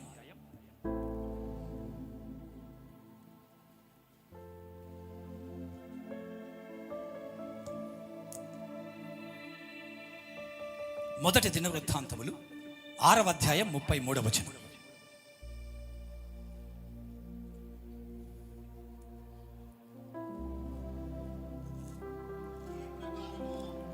ఒక్క నిమిషం అందరూ తీసుకోనివ్వండి. 6వ అధ్యాయము 33. ఈ ప్రకారం తన కుమారులతో కలిసి కనిపెట్టుచున్న వారెవరనగా కహతీయుల కుమారులలో గాయకుడగు హేమాను. మనము 88వ కీర్తనలో చదువుకున్నాం కదా, ఎజ్రాయుడైన హేమాను అని. ఎవరంటే తను కహతీయుల కుమారులలో ఒక బెస్ట్ సింగర్, గాయకుడగు హేమాను. హేమాను ఎవరంటే ఇతడు సమూయేలు కుమారుడగు యోవేలునకు పుట్టినవాడు. హల్లెలూయా. హేమాను ఎవరంటే సమూయేలు కుమారుడైన యోవేలుకు పుట్టినవాడు. ఇప్పుడు హేమాను తండ్రి పేరేం పేరు? యోవేలు. యోవేలు తండ్రి పేరేం పేరు? సమూయేలు. దేవునికి స్తోత్రం కలుగునుగాక, దేవునికి స్తుతి కలుగునుగాక. హల్లెలూయా, హల్లెలూయా. మరి సమూయేలు కుమారుడగు యోవేలుకు పుట్టినవాడే ఈ హేమాను. ఇతడు మంచి గాయకుడు, మంచి గాయకుడు. మరి సమూయేలు చాలా గొప్పవాడు కదండి ప్రవక్తలలో. పాత నిబంధన కాలంలో ఎవరికైనా 2 పోస్టులు ఉంటాయి, అయితే ప్రవక్త అయిన అవ్వాలి, లేదంటే యాజకుడైన అవ్వాలి. కానీ సమూయేలుకు ఎన్ని పాత్రలు ఉంటే సమూయేలు ఒక ప్రవక్త, సమూయేలు ఒక దీర్ఘదర్శి, సమూయేలు ఒక న్యాయాధిపతి, సమూయేలు రాజులకు సలహాదారుడు. ఆమేన్, ఆమేన్. ప్రవక్తల కంటే గొప్పవాడు. ఏ ప్రవక్త అయినా, ఏ యాజకుడైనా 2 పోస్టులే చేశారు, కానీ సమూయేలు 5 పాత్రలు పోషించిన ఏకైక దేవుని ముద్దుల కుమారుడు. హల్లెలూయా. అతను ఒక ప్రవక్త, అతను ఒక దీర్ఘదర్శి, అతను ఒక యాజకుడు, అతడు ఒక న్యాయాధిపతి, అతడు రాజులకే సలహాదారుడు. ఇంత గొప్పోడి కడుపులో పుట్టినవాడే హేమాను. ఇప్పుడు హేమాను తాతగారే సమూయేలు. ఆమేన్, హల్లెలూయా, హల్లెలూయా. దేవునికి మహిమ కలుగునుగాక. ఇంత గొప్పోడికి పుట్టిన ఈ హేమాను నేను చచ్చిపోతాను అంటున్నాడు. ఇంత గొప్పోడి ఫ్యామిలీలో పుట్టిన హేమాను, నా కళ్ళు ఏడ్చి ఏడ్చి నా కన్నీరు పరుపు తేలాడుతుంది. అంత పెద్ద ఫ్యామిలీలో, అంత గొప్ప ఫ్యామిలీలో పుట్టిన యవనస్తుడు, 25 years యవనస్తుడే తన జీవితం పట్ల విరక్తి చెంది చచ్చిపోవాలనుకుంటున్నాడు. స్నేహితులు దూరం అయ్యారని, చీకటే బంధువులయ్యారని, కన్ను క్షీణించిపోయిందని, కంటి నిండా నిద్ర లేదని తన జీవితాన్ని సూసైడ్ చేసుకోవాలనుకుంటున్నాడు. హల్లెలూయా, హల్లెలూయా. అయ్యా, మీ తాతకు డైరెక్ట్ దేవుడు దర్శనమిచ్చి మాట్లాడేవాడు. ఏమండి, సమూయేలుతో దేవుడు ఎలా మాట్లాడేవాడు? చాలా గొప్పవాడు సమూయేలు. Praise the lord. అయితే ఈ సమూయేలు కుమారుడు యోవేలు, యోవేలు కుమారుడగు, ఆ మాట మీరు 1 సమూయేలు గ్రంథం చూడండి. ఎందుకు హేమాను జీవితం ఇలాగైపోయిందో 1 సమూయేలు గ్రంథం 8వ అధ్యాయం, 1 సమూయేలు గ్రంథం 8వ అధ్యాయము 1 నుంచి చదివితే మనకు ఇంకా బాగా స్క్రిప్చర్ అర్థమవుతుంది. సమూయేలు 1 సమూయేలు 8వ అధ్యాయము 1వ వచనం నుండి చదువు. సమూయేలు వృద్ధుడైనప్పుడు తన కుమారులను ఇశ్రాయేలుల మీద న్యాయాధిపతులుగా నియమించెను. ఇప్పుడు సమయంలో కుమారుల పేర్లు చెబుతున్నాడు. అతని జ్యేష్ఠ కుమారుని పేరు యోవేలు, రెండవ వాని పేరు అబీయా. ఇప్పుడు యోవేలుకు పుట్టినవాడే హేమాను. సమూయేలు పెద్ద కుమారుడి పేరు యోవేలు, యోవేలుకు పుట్టిన మొదటి కుమారుడే హేమాను. ఆమేన్. సమూయేలు వృద్ధుడైపోయి తన కుమారులను ఏం చేశాడంట? ఇజ్రాయేలుల మీద న్యాయాధిపతిగా చేశాడు. దేవునికి స్తోత్రం కలుగును గాక. వృద్ధుడైనప్పుడు తన కుమారులను ఇజ్రాయేలుల మీద న్యాయాధిపతులుగా నియమించెను. అయితే వీరు 3వ వచనం, వీరు 3వ వచనం చదవండి. వీరు బెయేర్షెబాలో న్యాయాధిపతులుగా ఉండిరి. ఎవరు? సమూయేలు కుమారులు. ఎవరు? యోవేలు, అబీయా. సమూయేలు వృద్ధుడై తన కుమారులను ఇజ్రాయేలుల మీద న్యాయాధిపతిగా ఉంచాడు. పాలించండి రా, నేను వృద్ధుడైపోయానని తమ నాయకత్వాన్ని, న్యాయాధిపత్యాన్ని తన కుమారులకిస్తే ఆ కుమారులు ఏం చేశారంట? 3వ వచనంలో అతని కుమారులు సమూయేలు ప్రవర్తనను అనుసరింపక ధనాపేక్షకులై లంచములు పుచ్చుకొని న్యాయాన్ని తిప్పేశారు. హల్లెలూయా, హల్లెలూయా. వీళ్ళు ఏం చేశారంట? ధనాపేక్షులై లంచాలు తీసుకుని, దేవునికి స్తోత్రం కలుగును గాక,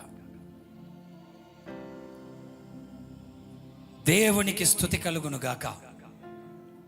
దగ్గరగా ఒకసారి అందరం చప్పట్లు కొడదామా?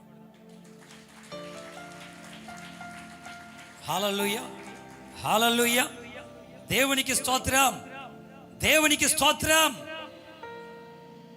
సమూయేలు వృద్ధుడైనప్పుడు తన పిల్లలను ఇజ్రాయేలు మీద న్యాయాధిపతులుగా చేస్తే, వీరు తన తండ్రి అయిన సమూయేలు ప్రకారం అనుసరింపక ధనాపేక్షులై లంచాలు తీసుకొని అన్యాయాన్ని న్యాయానికి తిప్పేశాడు. ఎవరంటే యోవేలు. ఆ యోవేలుకు పుట్టిన వాడే హేమాను. మరి సమూయేలు పిల్లలు ఇలా కావడానికి కారణం ఏంటి? యోవేలు ఇలా తన జీవితంలో తన తండ్రిని అనుసరించాలి కదా. తన తండ్రి ఎంత గొప్పాడు, సమూయేలు ఎంత గొప్పాడు అన్నది అనుసరింపక ఈ సమూయేలు కుమారుడైన యోవేలు తన తండ్రిని అనుసరించక ఏలీ కుమారులను ఇన్స్పిరేషన్గా తీసుకుని, ఏలీ కుమారులను అంటే ప్రధాన యాజకుల పిల్లలను చూసి సమూయేలు కుమారులు చెడిపోయారు. అప్పుడు యాజకత్వం అంతా ఏలీ కుమారులు జరిపిస్తున్నారు. ఏలీ కుమారుల గురించి మీ అందరికీ తెలిసిందే. యవ్వన కాలంలో వారు సంఘానికి యాజక ధర్మం జరిగిస్తున్నటువంటి యవనస్తులు సంఘానికి పరిచర్య చేయడానికి వచ్చిన స్త్రీలతో శయనించడం, స్త్రీలతో ఆట్లాడడం, బలిపీఠం మీదకి అగ్ని రాకముందే ఆ పచ్చి మాంసాన్ని తీసుకొని వండుకొని తినడం, దేవునికి కోపం పుట్టించారు. ఈ ప్రధాన యాజకుల పిల్లలను ఈ సమూయేలు పిల్లలు చూసి చెడిపోయారు. అంటే మన భాషలో చెప్పాలంటే పాస్టర్ పిల్లలను చూసి సంఘంలో ఉన్న విశ్వాసుల పిల్లలు చెడిపోయారు.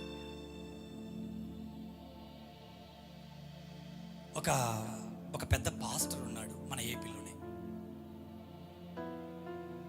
ఒక దైవజనుడు పిల్లలను చాలా జాగ్రత్తగా పెంచాలి. పాస్టర్ పిల్లల మీద సంఘం యొక్క ప్రభావం చాలా చూపుతుంది. ప్రతి దైవజనుడు తన బిడ్డ పట్ల, తన కుమారుడి పట్ల జరిగిస్తున్న యాజక ధర్మం, ఏ యాజక ధర్మాన్ని అయితే మనం జరిగిస్తున్నామో మరలా మన వెనకటి తరం, కొత్త తరం పాడైపోకుండా సేవకుడు ఖచ్చితంగా తన పిల్లల పట్ల జాగ్రత్త వహించాలి. ఆ జాగ్రత్త తీసుకోకపోతే, ఒక పెద్ద పాస్టర్ తన బిడ్డ యూట్యూబ్లో ఒక వీడియో అప్లోడ్ చేసింది.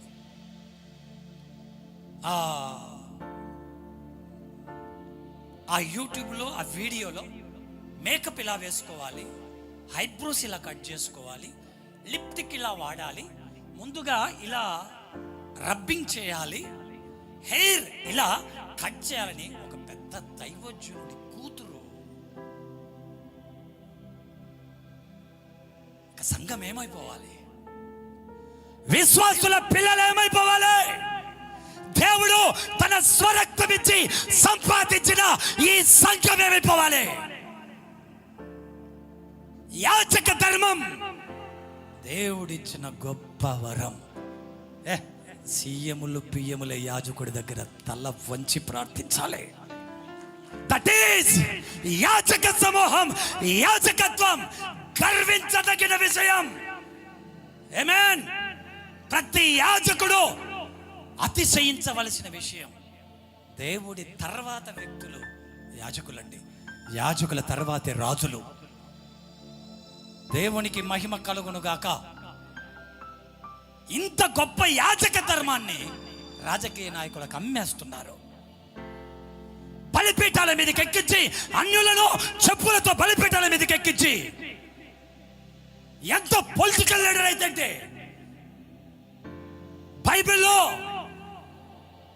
యాజకులను తొప్పి యాజకుల మీదకి తిరగబడి కుష్టు రోగాలు వచ్చి నొసట కుష్టు పుట్టి అక్కడికక్కడే మెడలిరిగి చచ్చిపోయిన వాళ్ళు ఉన్నారు. ఆమేన్. హల్లెలూయా, హల్లెలూయా, హల్లెలూయా.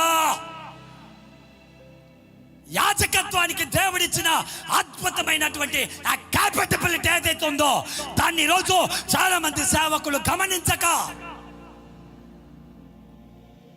దేవుని కృపను నిరర్ధకం చేస్తున్నారా? రాజకీయ నాయకులను సన్మానించాలి, గౌరవించాలి, ప్రార్థన చేయాలి. వారి వలన సంఘానికి ఏదైనా ఉపయోగం ఉంటే వాడుకోవాలి. వారి రక్షణ కోసం ప్రార్థన చేయాలి. అంతేగాని తీసుకొని నెత్తి మీద, దేవుని నెత్తి మీద ఎక్కించడానికి ఎవరికి వెళ్ళేదో. దేవునికి స్తోత్రం కలుగును గాక.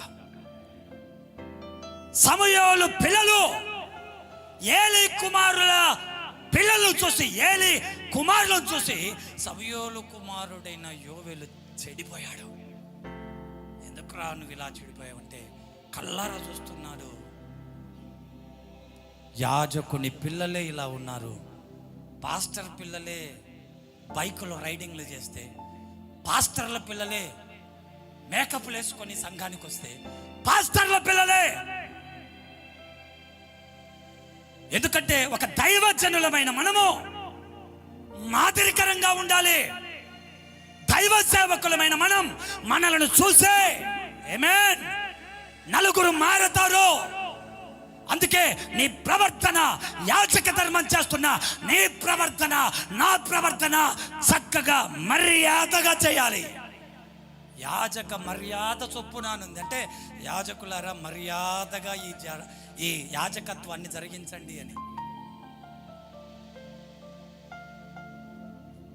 ఏలీ కుమారులు అలా చెడిపోయారు. వారిని చూసే ఈ యోవేలు ధనాపేక్షుడై లంచం పుచ్చుకొని న్యాయం తిప్పేశారు. ఈ వాతావరణాన్ని బట్టి ఈ సమూయేలు దగ్గరికి పెద్దలు వచ్చారంట. 4వ వచనం చూడండి. 1 సమూయేలు 8:4. ఇశ్రాయేలుల పెద్దలందరూ కూడి రామాలో సమూయేలు వద్దకొచ్చి, చిత్తగించుమయ్యా, నువ్వు వృద్ధుడవు, నీ ప్రవర్తన వంటి ప్రవర్తన గలవారు కారు కనుక సకుల జనుల మర్యాద చొప్పున మాకొక రాజును నియమింపుమో, అతడు మాకు న్యాయం తీర్చును.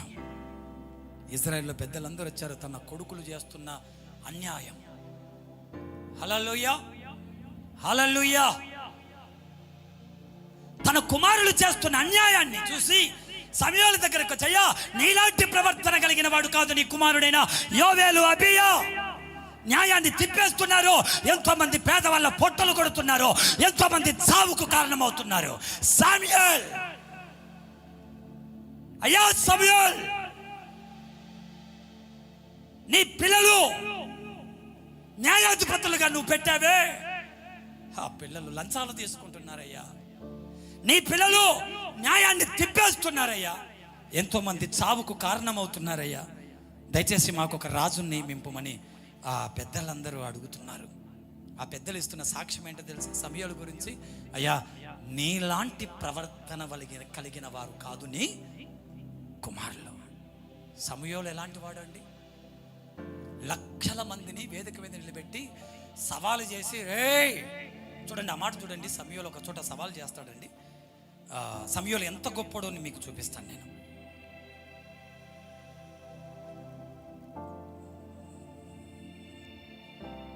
మొదటి సమూయేలు గ్రంథం, అదే 12వ అధ్యాయము, మొదటి సమూయేలు గ్రంథం 12వ అధ్యాయము 3వ వచనం చూడండి. మొదటి సమూయేలు 12:3 అక్కడ అంటున్నాడు, ఇదిగో నేనున్నాను. ఆమేన్, హల్లెలూయా, హల్లెలూయా. ఇశ్రాయేలులో పెద్దలందరినీ పిలిపించాడు. ఎప్పుడైతే పెద్దలు వెళ్ళి తన కుమారుల గురించి చెప్పారో, నీ కుమారుల యొక్క బ్యాడ్ బిహేవియర్ మాకు నచ్చలేదు, ఇదిగో మాకు ఒక రాజును నియమించండి అని ఎప్పుడైతే సమూయేలు దగ్గరికి పెద్దలు వెళ్ళి ఇంటిమేట్ చేశారో, ఇంటిమేషన్ ఇచ్చారో, అప్పుడు సమూయేలు లక్షల పెద్దలను పిలిచి, ప్రజలందరినీ పిలిచి ఒక గద్దె మీద నిలబడి, ఇదిగో నేనున్నాను, నేను ఎవని ఎద్దైనను తీసుకొంటినా, ఎవని గార్ధబమైనను పట్టుకొంటినా, ఎవనికైనా అన్యాయం చేసి తినా, ఎవరినైనా బాధ పెట్టి తినా, న్యాయము నాకు అగపడకుండా ఎవని యొద్ద అయినా లంచం పుచ్చుకొంటినా, అలాగూ చేస్తే యెహోవా సన్నిధిన ఆయన అభిషేకం చేయించిన వాని ఎదుట వాడు నా మీద ఎవడైనా ఉంటే సాక్ష్యం పలకండి, అప్పుడు నేను మీ ఎదుట దాన్ని మరలా ఇస్తున్నాను. అప్పుడు సాక్ష్యం ఇస్తున్నారు, ఏమంటున్నారు? నీవు మాకు ఏ అన్యాయమైనను ఏ బాధ అయినను చేయలేదయ్యా, ఏ మనుషుని ఎద్దగాని నువ్వు దేనినైనను తీసుకొనలేదయ్యా అని చెప్పగా, హల్లెలూయా. అన్ని లక్షల మందిలో సమూయేలు సవాల్ చేశాడండి. మీ దగ్గర నుండి ఎద్దును తీసుకున్నానా? మీ దగ్గర నుండి గార్ధబాన్ని తీసుకున్నానా? ఎవరికైనా అన్యాయం చేశానా? ఎవరినైనా బాధ పెట్టానా? నా జీవితంలో నేను న్యాయాధిపతిగా ఉన్నప్పుడు, రాజులకు సలహాదారుగా ఉన్నప్పుడు, నేను ప్రవక్తగా ఉన్నప్పుడు, నేను న్యాయాధిపతిగా ఉన్నప్పుడు, ఈ ప్రజలైన మీ పాలన కింద నేనున్నప్పుడు, మిమ్మల్ని పరిపాలిస్తున్నప్పుడు, మీ ఎద్దును కానీ మీ గార్ధబాన్ని కానీ మీకు అన్యాయం చేయడం కానీ, మీ దగ్గర లంచం కానీ ఎవరి దగ్గరైనా పుచ్చుకున్నానా? ఉంటే ఒక్కడు చెయ్యెత్తండి చాలు. ఒక్కడు కూడా చేయెత్తలేదండి. లేదయ్యా, నువ్వు అన్యాయమే చేయలేదయ్యా, నీ పాలన అద్భుతం. హేమాను తాతగారి పాలన అద్భుతం, చాలా అమోఘం. ఎంత అద్భుతమైన సాక్ష్యమో చూడండి. అన్ని లక్షల మందిలో మీరెవరైనా సాక్ష్యం చెబితే నా తల తెంచేస్తా అన్నాడు. తాత స్టేటస్ చూస్తే ఇలా ఉంది, తండ్రి స్టేటస్ చూస్తే ఇలా ఉంది. ఇప్పుడు హేమాను తాతని ఇన్స్పిరేషన్ గా తీసుకోవాలా, లేదంటే తండ్రిని ఇన్స్పిరేషన్ గా తీసుకోవాలా? ఇక్కడే హేమాను జీవితం మలుపు తిరిగింది. ఇక్కడే హేమాను దేవునికి రోజు మొరపెడుతున్నాడంట. తన తండ్రి చేస్తున్న అన్యాయపు పాలన గురించి తన స్నేహితులంట, మీ నాన్న ఒక వేస్ట్ ఫెలోరా, మాకు అన్యాయం చేశాడు, మీ నాన్న లంచం తీసుకొని మా పొలాలను కబ్జా చేశాడు, వెళ్ళిపో, నీతో మాకు స్నేహం వద్దు. ఎవరిని బట్టి? తన తండ్రిని బట్టి కుమారుడైనటువంటి హేమానుకు స్నేహితులు దూరమయ్యారు. కన్ను బాధతో క్షీణించిపోయింది. తండ్రిని బట్టి, తల్లిని బట్టి. హల్లెలూయా, హల్లెలూయా. తన తండ్రిని బట్టి, తల్లిని బట్టి ఆ హేమాను యోవేలు లాంటి పనికి మాలిన వాడికి పుట్టినందుకు హేమానుకు అందరూ దూరమయ్యారు. దేవునికి మహిమ కలుగును గాక. దేవునికి స్తోత్రం కలుగునుగాక. తండ్రి అయితే చాలా ఘోరంగా ఉంది పరిస్థితి, కానీ హేమాను దేవుడికి ప్రార్థన చేశాడు. తన తండ్రి అంత దుర్మార్గంగా ప్రవర్తిస్తున్నా, తన తాత ఎలాగైతే దేవునికి పరిచర్య యాజక ధర్మం చేశాడో, అయ్యా ఇదిగో నా తండ్రి అనుసరించినట్టు నేను అనుసరించక సమూయేలు అనుసరించినట్టు నేను అనుసరిస్తానని ప్రార్థన చేసుకుని తన తాతను ఇన్స్పిరేషన్గా తీసుకుని తన అద్భుతంగా దేవునికి తన యవ్వన జీవితాన్ని సమర్పించాడు. ఈరోజు నీ ఇంటిలో నీ తండ్రి తాగుడుపోతాయి ఉండొచ్చు, నీ ఇంటిలో నీ తల్లి ఒక గయ్యాలై ఉండొచ్చు, నీ సహోదరుడు ఒక తిరుగుబోతాయి ఉండొచ్చు.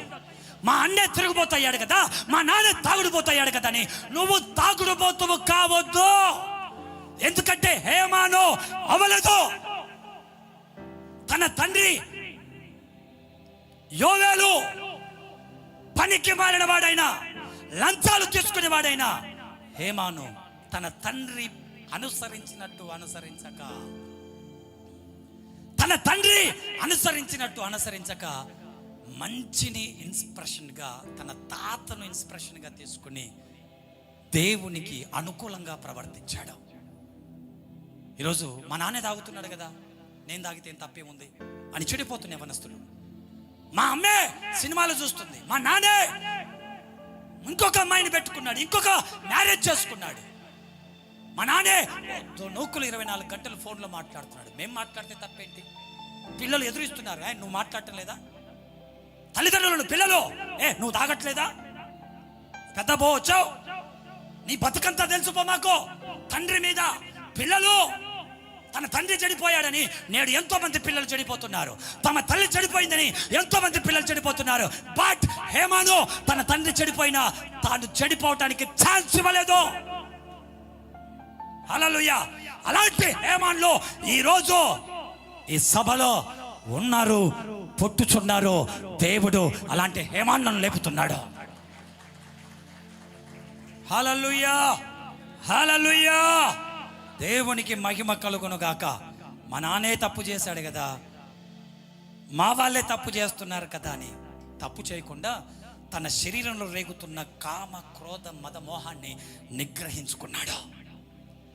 25 years మంచి ఎంగేజ్లో, యవ్వన కాలంలో తన కోరికలన్నింటినీ చంపేసుకున్నాడు. నా తండ్రి పనికిమాలినోడయ్యాడు, నేను పనికిమాలినోడిని కాకూడదు. నా తండ్రి వలన నా స్నేహితులు దూరం అయ్యారు, సొసైటీలో నాకు చెడ్డ పేరు వచ్చింది, ఆ చెడ్డ పేరును నా ద్వారా కప్పేయాలి అనుకున్నాడా? నువ్వు మీ అమ్మకున్న చెడ్డ పేరును నువ్వే తీసేయాలి, మీ నాన్నకున్న చెడ్డ పేరు నువ్వు మార్చేయాలి. నీ ఇంట్లో ఉన్న పాపాన్ని కప్పి పెట్టాలి. ఏ పాపం అయితే ఏలుతుందో వినే హౌసులాగా కత్తి దించాలట్టాగే. ఆమేన్. అది నీతోనే సాధ్యమవుతుంది. హేమానులాగా నువ్వు ఒక దృఢమైన నిర్ణయం తీసుకో, మెంటల్ గా ఫిక్స్ అయిపో. ఆమేన్.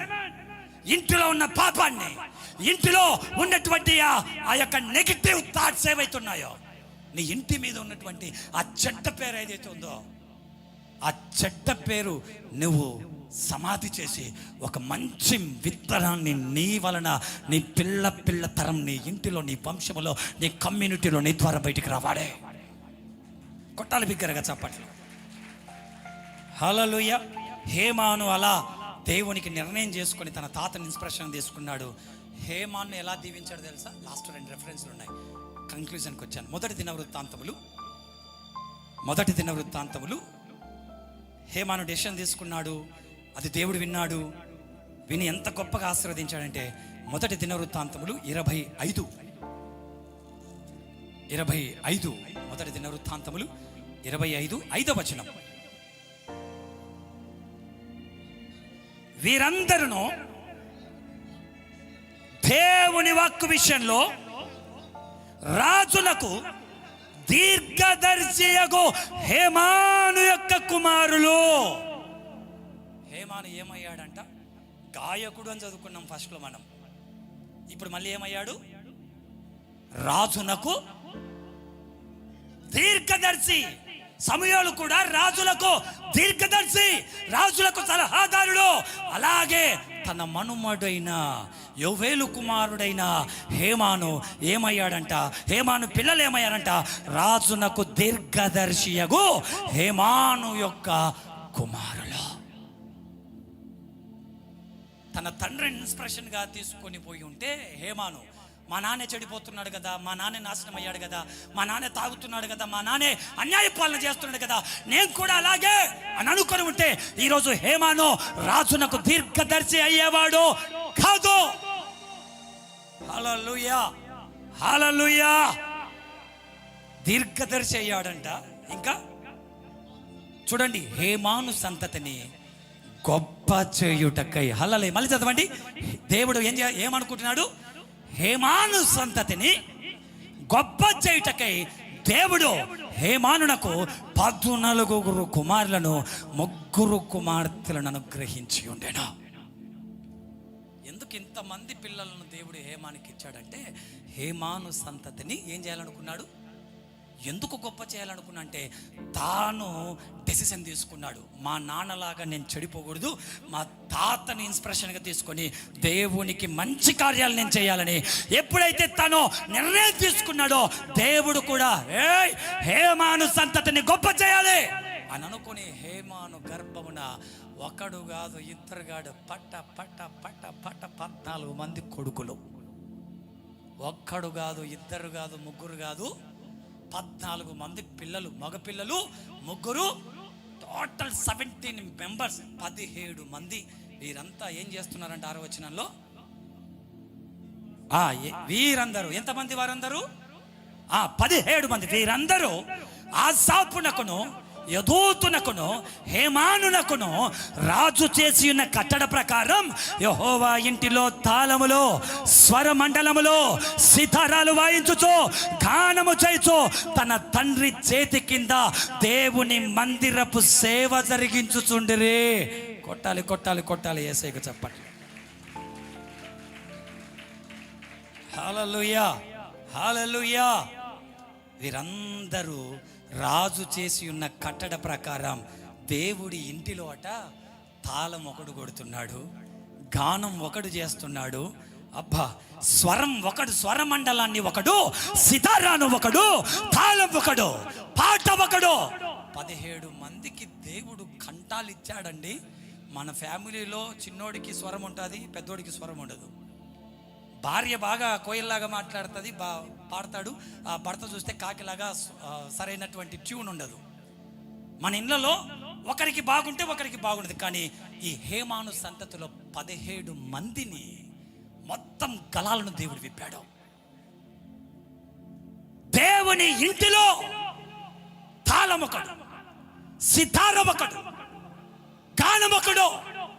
అందరూ రాజు కింద దేవుని సేవ చేయడానికి, తన తండ్రి దగ్గర సేవ చేయడానికి 17 మందిని దేవుడు వాడుకుంటున్నాడంట.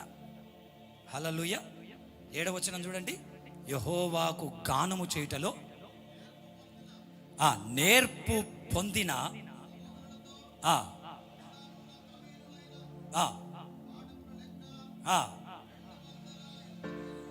దేవునికి స్తోత్రం కలుగునుగాక. చాలండి. మరి హేమాను సంతతిని 17 మంది అండి. 17 మంది పాడితేనే సొలొమోను కట్టిన దేవాలయపు గేట్లు ఓపెన్ అవుతాయి. అంటే వీళ్ళు 17 మంది సితారాలు వాయించి, ఇప్పుడు చూడండి, వాక్యం చెప్పాలంటే ముందు పాటలు పాడాలి, ఆరాధన చేయాలి. ఆ ఆరాధనకు యోగ్యుడు, ఆ స్తుతులపైన సింహాసనాసనుడు వచ్చిన తర్వాతే యాజక ధర్మం జరగాలి. ఈ 17 మందిని దేవుడు, ఈ హేమాను సంతతిని దేవుని ఇంటిలో ఎలా వాడుకుంటున్నాడంటే, వాళ్ళు పాడిన తర్వాతే గేట్స్ ఓపెన్ అవుతున్నాయి, వాళ్ళు పాడిన తర్వాతే బలి జరుగుతుంది, వాళ్ళు పాడుతుంటే దేవుడు దిగి వస్తున్నాడా? కొట్టాలి కొట్టాలి కొట్టాలి. దేవునికి మహిమ కలుగును గాక. ఈ హేమాను సంతతిని, హేమానును దీర్ఘదర్శిగా, గాయకురాండ్లుగా దేవుని మందిరంలో దేవుడు దిగి వచ్చి అద్భుతమైనటువంటి వర్షిప్ చేసే గొప్ప యాజక ధర్మం జరిగించి తన తండ్రి దగ్గర సేవ చేసే భాగ్యం హేమాను సంతతికి దేవుడిచ్చాడు. హల్లెలూయా. హేమాను తన తండ్రిని చూసి చెడిపోయాడా? పక్కింటోని చూసి చెడిపోయాడా? ఎవడో తాగుతున్నాడని తాగాడా? ఎవడో పాడిపోయాడని పాడేయాడా? ఎవడో అమ్మాయిని లేపుకుపోయాడని వీడు కూడా లవ్ అఫైర్ తో జీవితాన్ని నాశనం చేసుకున్నాడా? నో. ఎవరినో చూసి నీ జీవితాన్ని నాశనం చేసుకోవద్దు. నీకు దేవుడు అద్భుతమైన జీవితాన్ని ఇచ్చాడు. దేవుడు అద్భుతమైన జీవితాన్ని ఇచ్చాడు. పాడైపోయింది ఇక చాలు. ఎవడో తాగుతున్నాడని రే మామా తాగడానికి పోదాంపా అంటే తాగి నీ జీవితాన్ని పాడు చేసుకుంది చాలు. ఆ అమ్మాయిని చూసి ఆ అబ్బాయిని చూసి నీ నేత్రాశతో నీ కన్నెత్వాన్ని పోగొట్టుకుంది చాలు. ఏం సాధించావు? సమయాన్ని వేస్ట్ చేసుకొని సరైనటువంటి గుడ్ డెసిషన్స్ తీసుకోక నీ గోల్స్ ను రీచ్ అవ్వక నీ జీవితంలో ఏం పట్టు సాధించావు? నీ తల్లిదండ్రులు నిన్ను ఒక IAS గా చూడాలనుకుంటున్నారు, ఒక IPS, ఒక డాక్టర్ గా చూడాలనుకుంటున్నారు. బట్ నీ యవ్వన కాలాన్ని పాడు చేసుకుంటున్నావు. ఎవరినో చూసి నీ జీవితాన్ని నాశనం చేసుకుంటున్నావు. నా కుమారుడా, పాపులు నిన్ను ప్రేరేపింపగా ఒప్పకయ్యా, ఒప్పకు. ఎవరినో చూసి నీ జీవితాన్ని నువ్వు పాడు చేసుకోవద్దు. దేవుడు నీకు మంచి జీవితాన్ని ఇచ్చాడు. దేవుడు నీకు మంచి బంగారు భవిష్యత్తుని ఇచ్చాడు. ఎవరినో చూసి హేమాను తన తండ్రిని చూసి చెడిపోయింటే ఈరోజు ఇంత గొప్ప పోస్ట్ తన సంతతికి వచ్చేది కాదు. ఇంత గొప్పగా దీవించబడ్డాడు.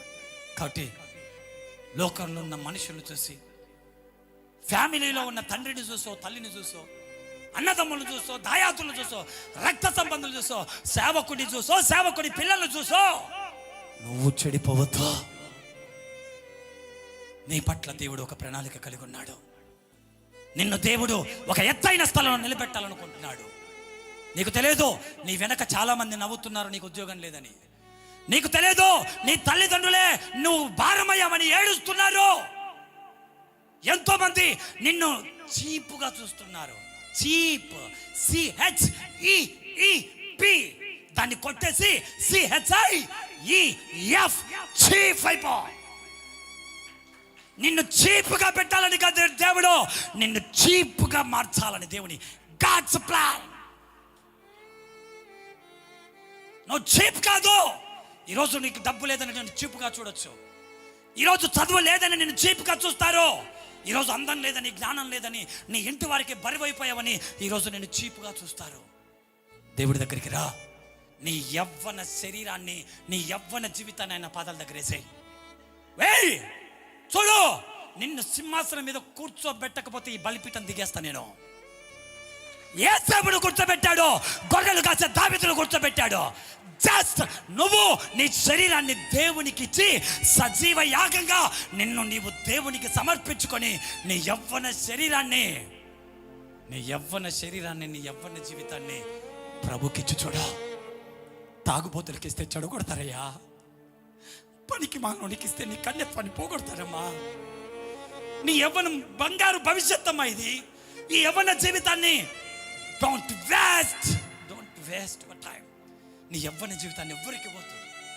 యేసయ్య దగ్గర పెట్టు. ఎవ్వరికి ఇచ్చిన నేను అవసరానికి వాడుకొని వదిలేస్తారు.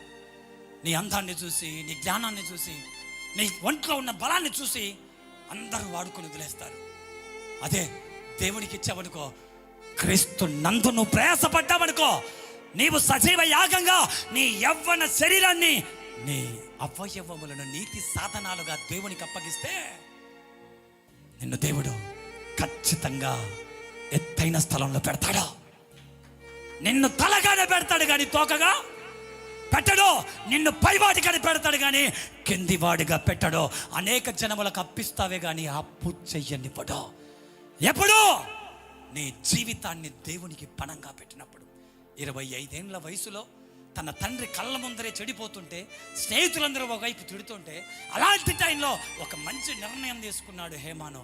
మా నాన్న చెడిపోయాడని నేను చెడిపోకూడదు, మా అమ్మ చెడిపోయిందని నేను చెడిపోకూడదు, నా స్నేహితులు చెడిపోయారని నేను చెడిపోకూడదు.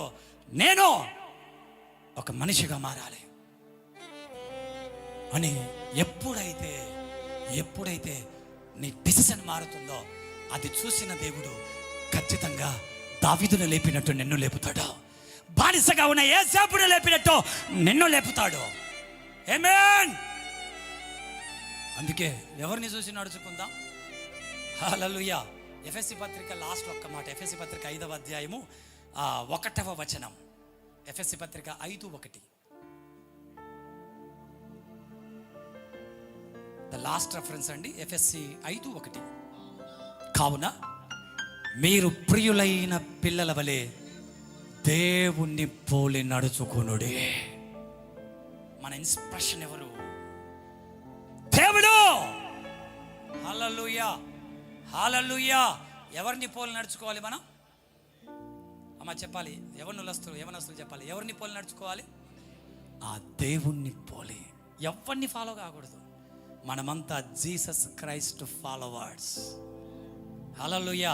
ఎవడైనను నన్ను వెంబడింపగోరినలా వాడు తన్ను తాను ఉపేక్షించుకొని తన సిలువెత్తుకొని నన్ను వెంబడించాలి. వాడే నా ఫాలోవర్. ఆమేన్. హల్లెలూయా, హల్లెలూయా. ఎగ్జామ్స్ వచ్చినప్పుడు సిలువెత్తుకోవడం కాదు, కష్టాలు వచ్చినప్పుడు కాదు సిలువెత్తుకోవడం, బాధలు వచ్చినప్పుడు కాదు, తన్ను తాను ఉపేక్షించుకొని ఆ బాధలను దిగమింగుకుంటూ సిలువెత్తుకొని జీసస్ క్రైస్ట్ను ఫాలో అయిపోవాలి. ఎందుకంటే యేసుక్రీస్తుతో ప్రయాణం ఇరుకైన మార్గం, విశాల మార్గం కాదు. నీతి కోసం దెబ్బలు తినాల్సినటువంటి పరిస్థితి ఇది. అందుకే దేవుణ్ణి పోలి నడుచుకోండి. విశ్వాసమునకు కర్తయు దాన్ని కొనసాగించువాడైన యేసు వైపు చూచుతూ ఈ పరుగు పందెంలో ఓపికతో పరిగెత్తండి. కాబట్టి ప్రియులారా, దేవుని బిడ్డలారా, యవనస్తులారా, 2020 సంవత్సరాల క్రితం యేసుక్రీస్తు లోకానికి వచ్చి మనం చేసిన పాపాల కోసం తన పాపాలన్నీ తన మీద వేసుకొని సిలువలో రక్తము చెందించి మనందరినీ ఉన్నతంగా పెట్టాలని, గొప్ప స్థానంలో కూర్చోబెట్టాలని దేవుడు ఒక అద్భుతమైనటువంటి ప్రణాళికతో నీ కోసం నా కోసం ప్రాణం పెట్టి ఇంత గొప్ప రక్షణ ఇచ్చాడు. ఈ రక్షణ విలువ తెలుసుకొని, దేవుడిచ్చిన అద్భుతమైన సమయం విలువ తెలుసుకొని, లోకాన్ని చూసి లోకంలో ఉన్న సాంగత్యాన్ని చేయక, బైబిల్లో ఉన్న భక్తులను చూసి వాళ్ళు ఎలా దేవుణ్ణి వెంబడించారో మనం కూడా అలా వెంబడిస్తూ దేవుణ్ణి పోలి మనం నడుచుకోవాలి. దేవుని లాగా మనం బ్రతకాలి. దేవుని సారూప్యములో మనం ఉండాలి. దేవునికి మహిమ కలుగునుగాక, దేవునికి స్తోత్రం కలుగునుగాక.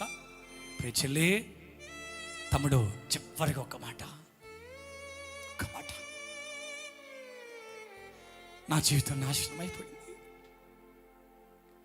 యవ్వన కాలంలో సరైన నిర్ణయం తీసుకోక నా జీవితాన్ని నాశనం చేసుకున్నా. Please, I request you all, దయచేసి జీసస్ క్రైస్ట్ను ఫాలో అవ్వండి. మంచి స్థితి ఇస్తాడు దేవుడు. ఎక్కడ తలదించలేడు. నీకు తెలీదు, నీ వెనక చాలా మంది తిడుతున్నారు నిన్ను, జాబ్ లేదని. నీకు తెలీదు, చాలా వీధి కుక్కలు మొరుగుతున్నాయి. నీ రొట్టె ముక్కలు తినే వీధి కుక్కలు మొరుగుతున్నాయి. అలాంటి కుక్కలన్నిటినీ ఒకరోజు కట్టేయాలి చెట్లకు. అలా కట్టేయాలంటే ఈరోజు ఒక గుడ్ డెసిషన్. వద్దు, ఈ పాపపు జీవితం నాకొద్దు, ఈ లోకపు సాంగత్యం నాకొద్దు, ఈ తాగుడు, ఈ చెడు వ్యసనాలు, ఈ అల్లరితో కూడిన ఆట పాట, మత్తు, ఈ కామ విలాపాలు నాకొద్దు. నా శరీరాన్ని దేవునికి సజీవ యాగంగా దహనం ఇచ్చేస్తాను అని చెప్పి నీ జీవితాన్ని ఈరోజు దేవునికి సరెండర్ అయిపో. దేవునికి సరెండర్ అయిపోయి ఆయన కాడ పెట్టేసే నీ జీవితాన్ని ఆయనకు పెట్టేసి. ఖచ్చితంగా దేవుడు నిన్ను లేపుతాడు. ఎందుకంటే దేవుడు నమ్మదగినవాడు. దేవుడు గొప్పవాడు. మనందరి పట్ల ఒక గొప్ప ప్రణాళిక కలిగి ఉన్నాడు. కనుక మీరు దేవునికి ఒక అద్భుతమైన తీర్మానం చేసుకోండి. ఒక అద్భుతమైనటువంటి ఒక అద్భుతమైనటువంటి నీ లోపల నుండి పుట్టాలి ఈరోజు. ప్రభా, ఈరోజు నాతో మాట్లాడావు ప్రభా, నాకు నువ్వు కావాలి ప్రభా, నా జీవితం బద్దలైపోయింది ప్రభా, నా జీవితం నాశనం అయిపోయింది ప్రభు అంటూ, నా జీవితం నాశనం అయిపోయింది ప్రభు అంటూ, నేను ఈ ఆల్టర్ కాల్లో మాట్లాడుతున్నా. అందరూ తలలు వంచి కళ్ళు మూసుకొని మీరున్న చైర్స్లో అలాగే కూర్చొని మీ బైబిల్స్ మూసేసి తలలు వంచి దేవుడికి మీ జీవితాన్ని సమర్పించుకోండి. ఎవరు ఇక్కడ ఒక యవనస్తుడు తన జీవితాన్ని పాడు చేసుకున్నాడు. తమ్ముడు, దేవుడు గొప్పవాడు. తమ్ముడు, ఏడవకు. నన్ను మార్చిన దేవుడు నిన్ను కూడా మార్చబోతున్నాడు. తమ్ముడు,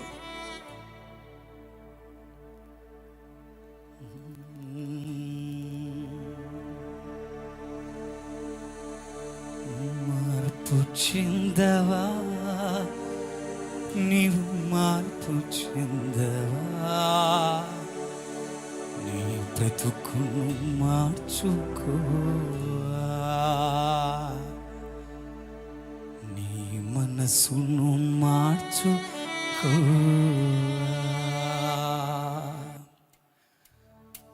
మార్పు చెందవా, నీవు మార్పు చెందవా, నీ బ్రతుకును మార్చుకోవా. ఒక నిమిషం ఆస్కెలే ఆయన సన్నిధిలో అందరూ కళ్ళు మూసుకొని ఈరోజు మీ జీవితాన్ని దేవునికి సమర్పించాలి అనుకుంటే, ఎవరైనా రక్షణ లేని వారు ఉంటే, ఎవరైనా దేవుని నమ్ముకొని కూడా పడిపోయి ఉంటే, చాలా బాధతో వేదంతో నువ్వు వచ్చి ఉంటే, ఈ మాటలు నీ హృదయానికి తగిలి ఉంటే, ఈరోజు నీ జీవితాన్ని ఆయనకు సమర్పించడం కోసం లేచి ప్రభుకు నీ జీవితాన్ని సమర్పించుకో. ఎన్నాళ్ళు నీవు జీవించినా గాని ఏమున్నది ఈ లోకములో, ఇన్నాళ్ళు నీవు చేసిన క్రియలన్నిటికీ తీర్పున్నది పైలోకములో. తీర్పు దినమునందున ఆయన ముందర నీవు నిలిచే ధైర్యం నీకుందా, నిలిచే ధైర్యం నీకుందా.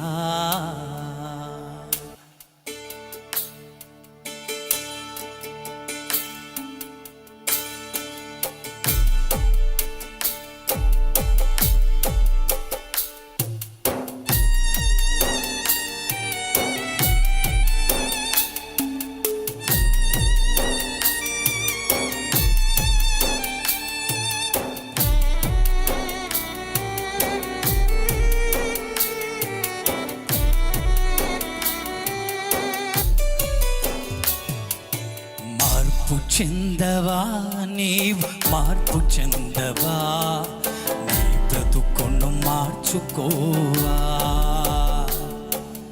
మార్పు చెందవా, నీవు మార్పు చెందవా, నీ మనసును మార్చుకోవా. అనుకూల సమయం ఇది ఏనని ఎరిగి మారు మనసును పొందవా. అనుకూల సమయం ఇది ఏనని ఎరిగి మారు మనసును పొందవా. మార్పు చెందవా, నీవు మార్పు చెందవా, యవనుడా నీ బ్రతుకును మారాలి. మార్చుకోవా. ఎన్నాళ్ళు ఇంకా మారకుండా అలాగే శాప కింద నీరులాగా రహస్య పాపాల్లో బంధించబడతావు. దేవుడు తన అగ్ని బాణాలతో ఈ హృదయం అనే భూమిని తుల్లుతున్నాడు.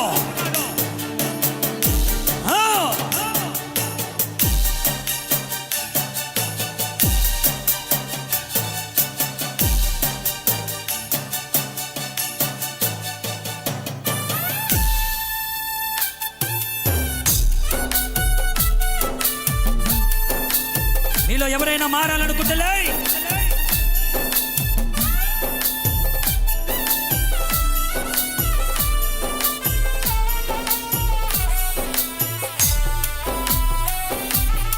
ఎన్నాళ్ళు నీవు జీవించినా గాని ఏమున్నది ఈ లోకములో, ఇన్నాళ్ళు నీవు చేసిన క్రియలన్నిటికీ తీర్పున్నది పైలోకములో. ఆమేన్. ఎన్నాళ్ళు నీవు జీవించినా గాని ఏమున్నది ఈ లోకములో, ఇన్నాళ్ళు నీవు చేసిన క్రియలన్నిటికీ తీర్పున్నది పైలోకములో తీర్పు దినమునందున ఆయన ముందర నీవు నిలిచే ధైర్యం నీకుందా, తీర్పు దినమునందున ఆయన ముందర నీవు నిలిచే ధైర్యం నీకుందా, నిలిచే ధైర్యం నీకుందా. మార్పు చెందవా నీవు, మార్పు చెందవా, నీ మనసును మార్చుకోవా. మార్పు చెందవా నీవు మార్పు చెందవా, దయచేసి అందరం ఒక్కసారి లేచి నిలబడి. మార్చుకోవా. అందరం లేచి నిలబడదాం, పాడదాం. అందరం లేచి నిలబడి.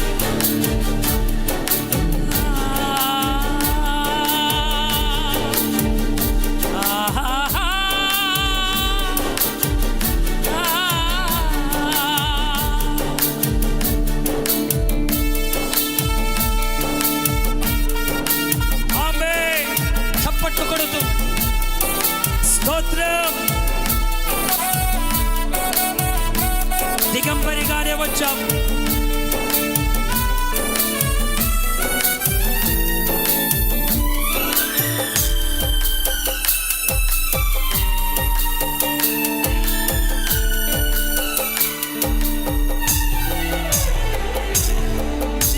దిగంబరిగానే వచ్చావు నీవు, దిగంబరిగా పోతావు.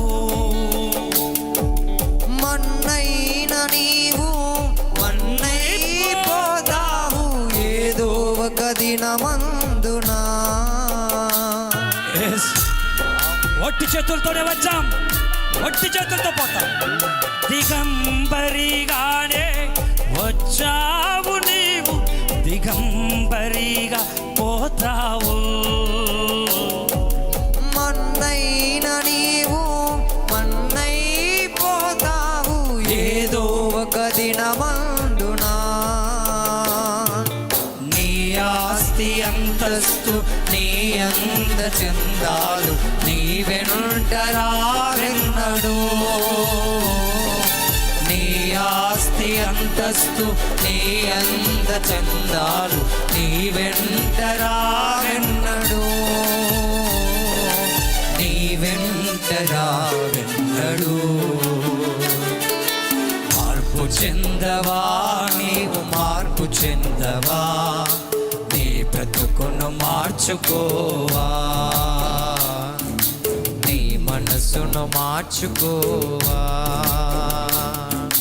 మార్పు చెందవా నీవు, మార్పు చెందవా, నీ బ్రతుకును మార్చుకోవా, నీ మనసును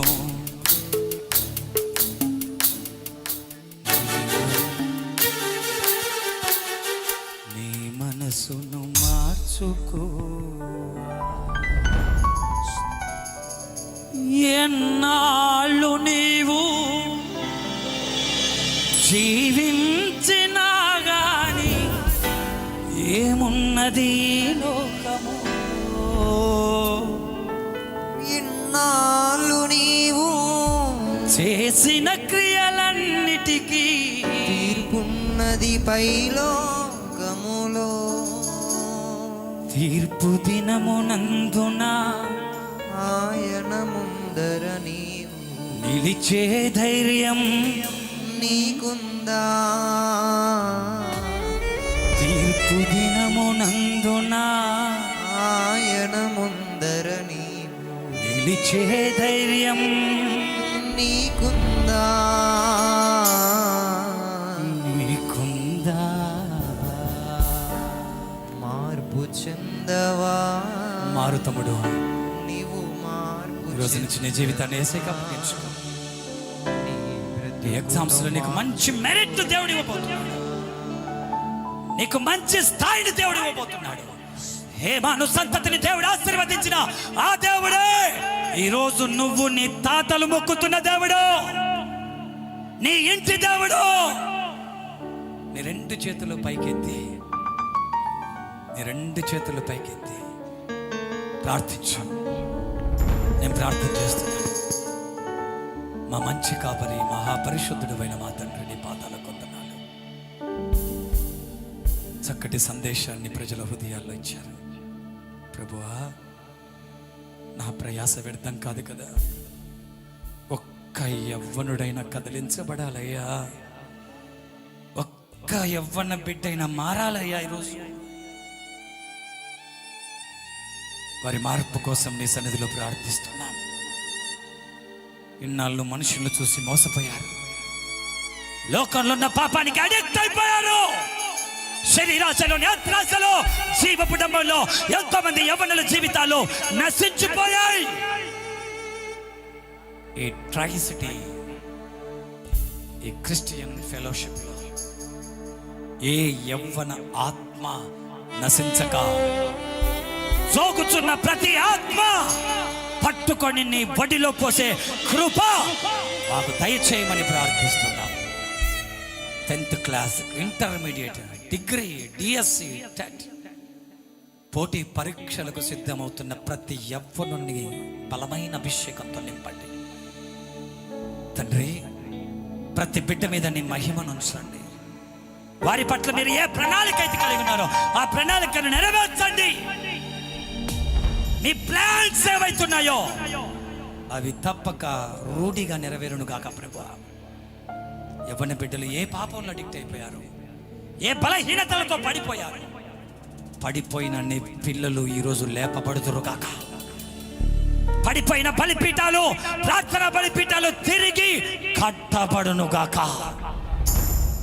ఈ ట్రై సిటీస్ లో ఉన్న యవ్వన తరాన్ని ఈ సభ నుండి దేవుడు లేపును గాక తండ్రి. ఈ కమిటీ ద్వారా ఈ ట్రై సిటీలో అనేక యువతరాన్ని మేల్కొల్పబోతున్నారు. దీవించండి, ఆశీర్వదించండి. విన్న వాక్యం వారి హృదయాల్లో ఫలింపచేయండి. ఎగ్జామ్స్ రాస్తున్న ప్రతి బిడ్డ మీద నీ మహిమ నుంచి జ్ఞానాత్మపూర్ణులుగా చేయండి, అభిషేకించండి. బుద్ధి, జ్ఞాన, సర్వ సంపదలు నీ యందు గుప్తమై ఉన్నాయి. దాచి ఉంచిన ప్రతి మేలు నీ పిల్లలకు దయచేసి ఆశీర్వదించండి. జ్ఞాపక శక్తినివ్వండి. ప్రతి ప్రశ్న గురించి ఆలోచిస్తున్నప్పుడు ఆ ప్రశ్నకు ఆలోచనకర్తపై వారికి మంచి ఆలోచన ఇవ్వండి. మంచి మార్క్స్తో బిడ్డలు పాస్ అయి విజయ పతాకాలు ఎగరేస్తూ మా దేవుడు గొప్పవాడని ప్రభువా బిడ్డలు సాక్ష్యం ఇవ్వాలి. అట్టి కృప మీరు దయచేయండి. ఈ ట్రై సిటీ కమిటీ ఏదైతుందో క్రిస్టియన్ ఫెలోషిప్ కమిటీ బ్లెస్ చేస్తున్నాం. రాబోయే దినాల్లో తండ్రి ఇదిగో ఈ తెలంగాణ ప్రాంతంలో ప్రభు మాట్లాడుతున్నారు. ఈ వరంగల్, హైదరాబాద్, తెలంగాణ ప్రాంతంలో భయంకరమైన మత విద్వేషాలు రెచ్చగొట్టే ఎన్నో ఆర్ఎస్ఎస్ ఇలాంటి వాటినన్నిటినీ అణిచివేయటం కోసమే దేవుని ద్వారా పుట్టింది ఈ TCF. అలాంటి బలమైన అభిషేకము ప్రతి దైవజనునికి, సంఘములో ఈ యొక్క కమిటీలో ఉన్న ప్రతి యాజకుని మీద అగ్ని కురుయును గాక. ప్రతి బలిపీఠం మీద అగ్ని దగ దగ దగ మంచును కాక. తండ్రి నీ బలమైన అభిషేకంతో ఈ కమిటీని దీవించండి. ఐక్యత పుట్టించిన, ఆత్మ వలన ఐక్యత పుట్టించావు నువ్వే. ఇంతమందిని ఒక ప్లాట్ఫామ్ మీదకి తీసుకొని వచ్చి సంఘాలను కాపాడటానికి, విశ్వాసులను కాపాడటానికి అయ్యా నీ ప్రజలందరినీ కాపాడటానికి ఈ కమిటీని బాడీని మీరు ఏర్పాటు చేసినందుకు స్తోత్రం. దీన్ని దీవించు నాయన, ఆశీర్వదించు నాయన. వచ్చిన ప్రతి కుటుంబాన్ని దీవించి ఈ సంఘాన్ని, ఈ సంఘంలో ఉన్న సంఘస్థులను, వచ్చిన ప్రతి దైవజనుని, ప్రతి యవనస్తుని దీవించి ఆశీర్వదించు. నువ్వు నాకు ఇచ్చిన అవకాశాన్ని బట్టి నీకు వందనాలు చెల్లిస్తూ, నన్ను నేను తగ్గించుకుంటూ, నీ నామాన్ని హెచ్చిస్తూ, యేసు నామములో ప్రార్థిస్తూ, ప్రతి అపవాది క్రియలను బంధిస్తూ, I rebuke every demonic power. Come out. బలహీనతలను పుట్టించి ఉన్నతమైన స్థాయికి ఎదగనీయకుండా బలహీనపరుస్తున్న దయ్యపాత్మలన్నీ అగ్నిలో కాల్చేస్తున్నా. ప్రతి ఒక్కరి మీద నీ అగ్నిని, మంటను పుట్టించి ఆశీర్వదించు. యేసు నామములో ప్రార్థిస్తూ వేడుకొని పొందున్నాం మా తండ్రి, ఆమేన్. దయచేసి కూర్చుందాం. దేవునికి మహిమ కలుగును. ఒక చిన్న మాట చెప్పేసి సేవకులకు ఈ సమయాన్ని అప్పగిచ్చేస్తాం. దేవునికి ఒక స్తోత్రం చెల్లిద్దాం. హల్లెలూయా, హల్లెలూయా. నేను రాయలసీమ ప్రాంతంలో నంద్యాలలో మరి దేవుని పరిచర్య జరిగిస్తున్నాను. మా పరిచర్య కొరకు ప్రార్థించండి. దేవుడు ఈ యవన కాలంలో బలంగా వాడుకుంటూ మరి అనేక దేశ విదేశాల్లో దేవుడు నన్ను నిలబెట్టుకొని యవన తరానికి దేవుడు ఒక కెరటముగా ప్రభు నన్ను లేపాడని అతిశయిస్తూ, గర్విస్తూ, ఈ యవనస్తులకు ఒక మంచి వర్తమానాలను అందించి పడిపోతున్న, జోగుచున్న అనేక ఆత్మలను క్రీస్తులోనికి నడిపించడానికి ప్రభు నాకు ఇచ్చిన గొప్ప ఆధిక్యతను బట్టి ప్రభుని స్తుతిస్తున్నాను. మరి TCF కమిటీ వారికి, అలాగే chairman, president, secretary, treasurer, youth coordinator, అలాగే మరి కొరియన్ చీఫ్ అడ్వైజర్ గారికి, అలాగే జోసెఫ్ ప్రభాకర్ వైస్ ప్రెసిడెంట్ గారికి, ఉమెన్స్ సెక్రటరీ వారికి నా ప్రత్యేకమైన ధన్యవాదాలు. కమిటీ వారికి అందరికీ కూడా ధన్యవాదాలు చెల్లిస్తున్నాను. మీరు ఇంకా నా వర్తమానాలు మీరు వినాలనుకుంటే యూట్యూబ్లో డాక్టర్ నేగల జాషువా అని కానీ, ఇన్స్టాలో కూడా డాక్టర్ నేగల జాషువా అని మీరు టైప్ చేస్తే నా ఛానల్ వస్తుంది. మిమ్మల్ని చాలా మోటివేట్ చేసే అద్భుతమైనటువంటి వర్తమానాలు, చక్కటి పాటలు, మరి యవ్వనస్తులను కదిలించి, హృదయాలను కదిలించే అద్భుతమైన వర్తమానాలు మీకు అందుబాటులో ఉంటాయి. లైవ్ కార్యక్రమాలు డైలీ వస్తుంటాయి. ఫాలో అవ్వండి. మరి మీ ప్రాంతాల్లో ఈ సైడ్ రావటం నేను ఫస్ట్ టైం భీమారం వచ్చాను ప్రవీణ్ దగ్గరికి. నెక్స్ట్ మరి TCF ద్వారా ఈ ప్రాంతానికి వచ్చాను. మరి దేవుడు మరి ఈ ప్రాంతంలో ప్రభు నన్ను వాడుకోవాలని దేవుడు ఈ దిశకు పంపించుంటే ఆయన చిత్తమే నెరవేరును గాక. మరి మీరందరూ ప్రార్థించండి. అవకాశం ఇచ్చిన వారందరికీ, సేవకులందరికీ వందనాలు చెల్లిస్తూ, ప్రభు నామంలో వందనాలు చెల్లిస్తూ సెలవు తీసుకుంటున్నాను. ఈ సమయాన్ని దైవ సేవకులకు అప్పగిస్తాను. అందరం బిగ్గరగా చప్పట్లు కొట్టి దేవుని స్తుతిస్తాం. మరి దైవజనులు అద్భుతమైనటువంటి జీవితాలు, హృదయాలు మారేటువంటి సందేశాన్ని వారు అనుగ్రహించారు. మీకు ప్రత్యేకమైనటువంటి వందనాలు తెలియజేస్తున్నామన్నా. మీరు ఎంతో ప్రయాసంతో మరి దూర ప్రాంతం, నంద్యాల ప్రాంతం నుండి ఇంత దూరం ప్రయాణం చేసి మా TCF ట్రై సిటీస్లో ఉన్నటువంటి యవనస్తులను బలపరిచేటువంటి సందేశం మీరు ఇచ్చారు. అందుని బట్టి మిమ్మల్ని నిండు మనసుతో మీకు వందనాలు తెలియజేస్తున్నాము. చాలా రోజుల తర్వాత మంచి ఒక యవనస్తుల కూడిక జరుపుకోవడానికి దేవుడు సహాయం చేశాడు. ఎన్నో రోజుల నుండి ప్రార్థన చేశాము. ఇది ఏ ఒక్క వ్యక్తి మహిమ కొరకు కాదు, ఘనత కొరకు కాదు, కానీ కేవలము దేవుని మహిమార్థమై ఈ యొక్క కూరికను మేము ఏర్పాటు చేశాము. కాబట్టి దైవజనుడు చెప్పినట్టుగా వారి మాటలు మీ హృదయంలో ఉంచుకోండి. దేవుడు ఈ యొక్క సందేశం ద్వారా వరంగల్ జిల్లాలో ఉన్నటువంటి యవనస్తుల చరిత్ర దేవుడు మార్చబోతున్నాడు.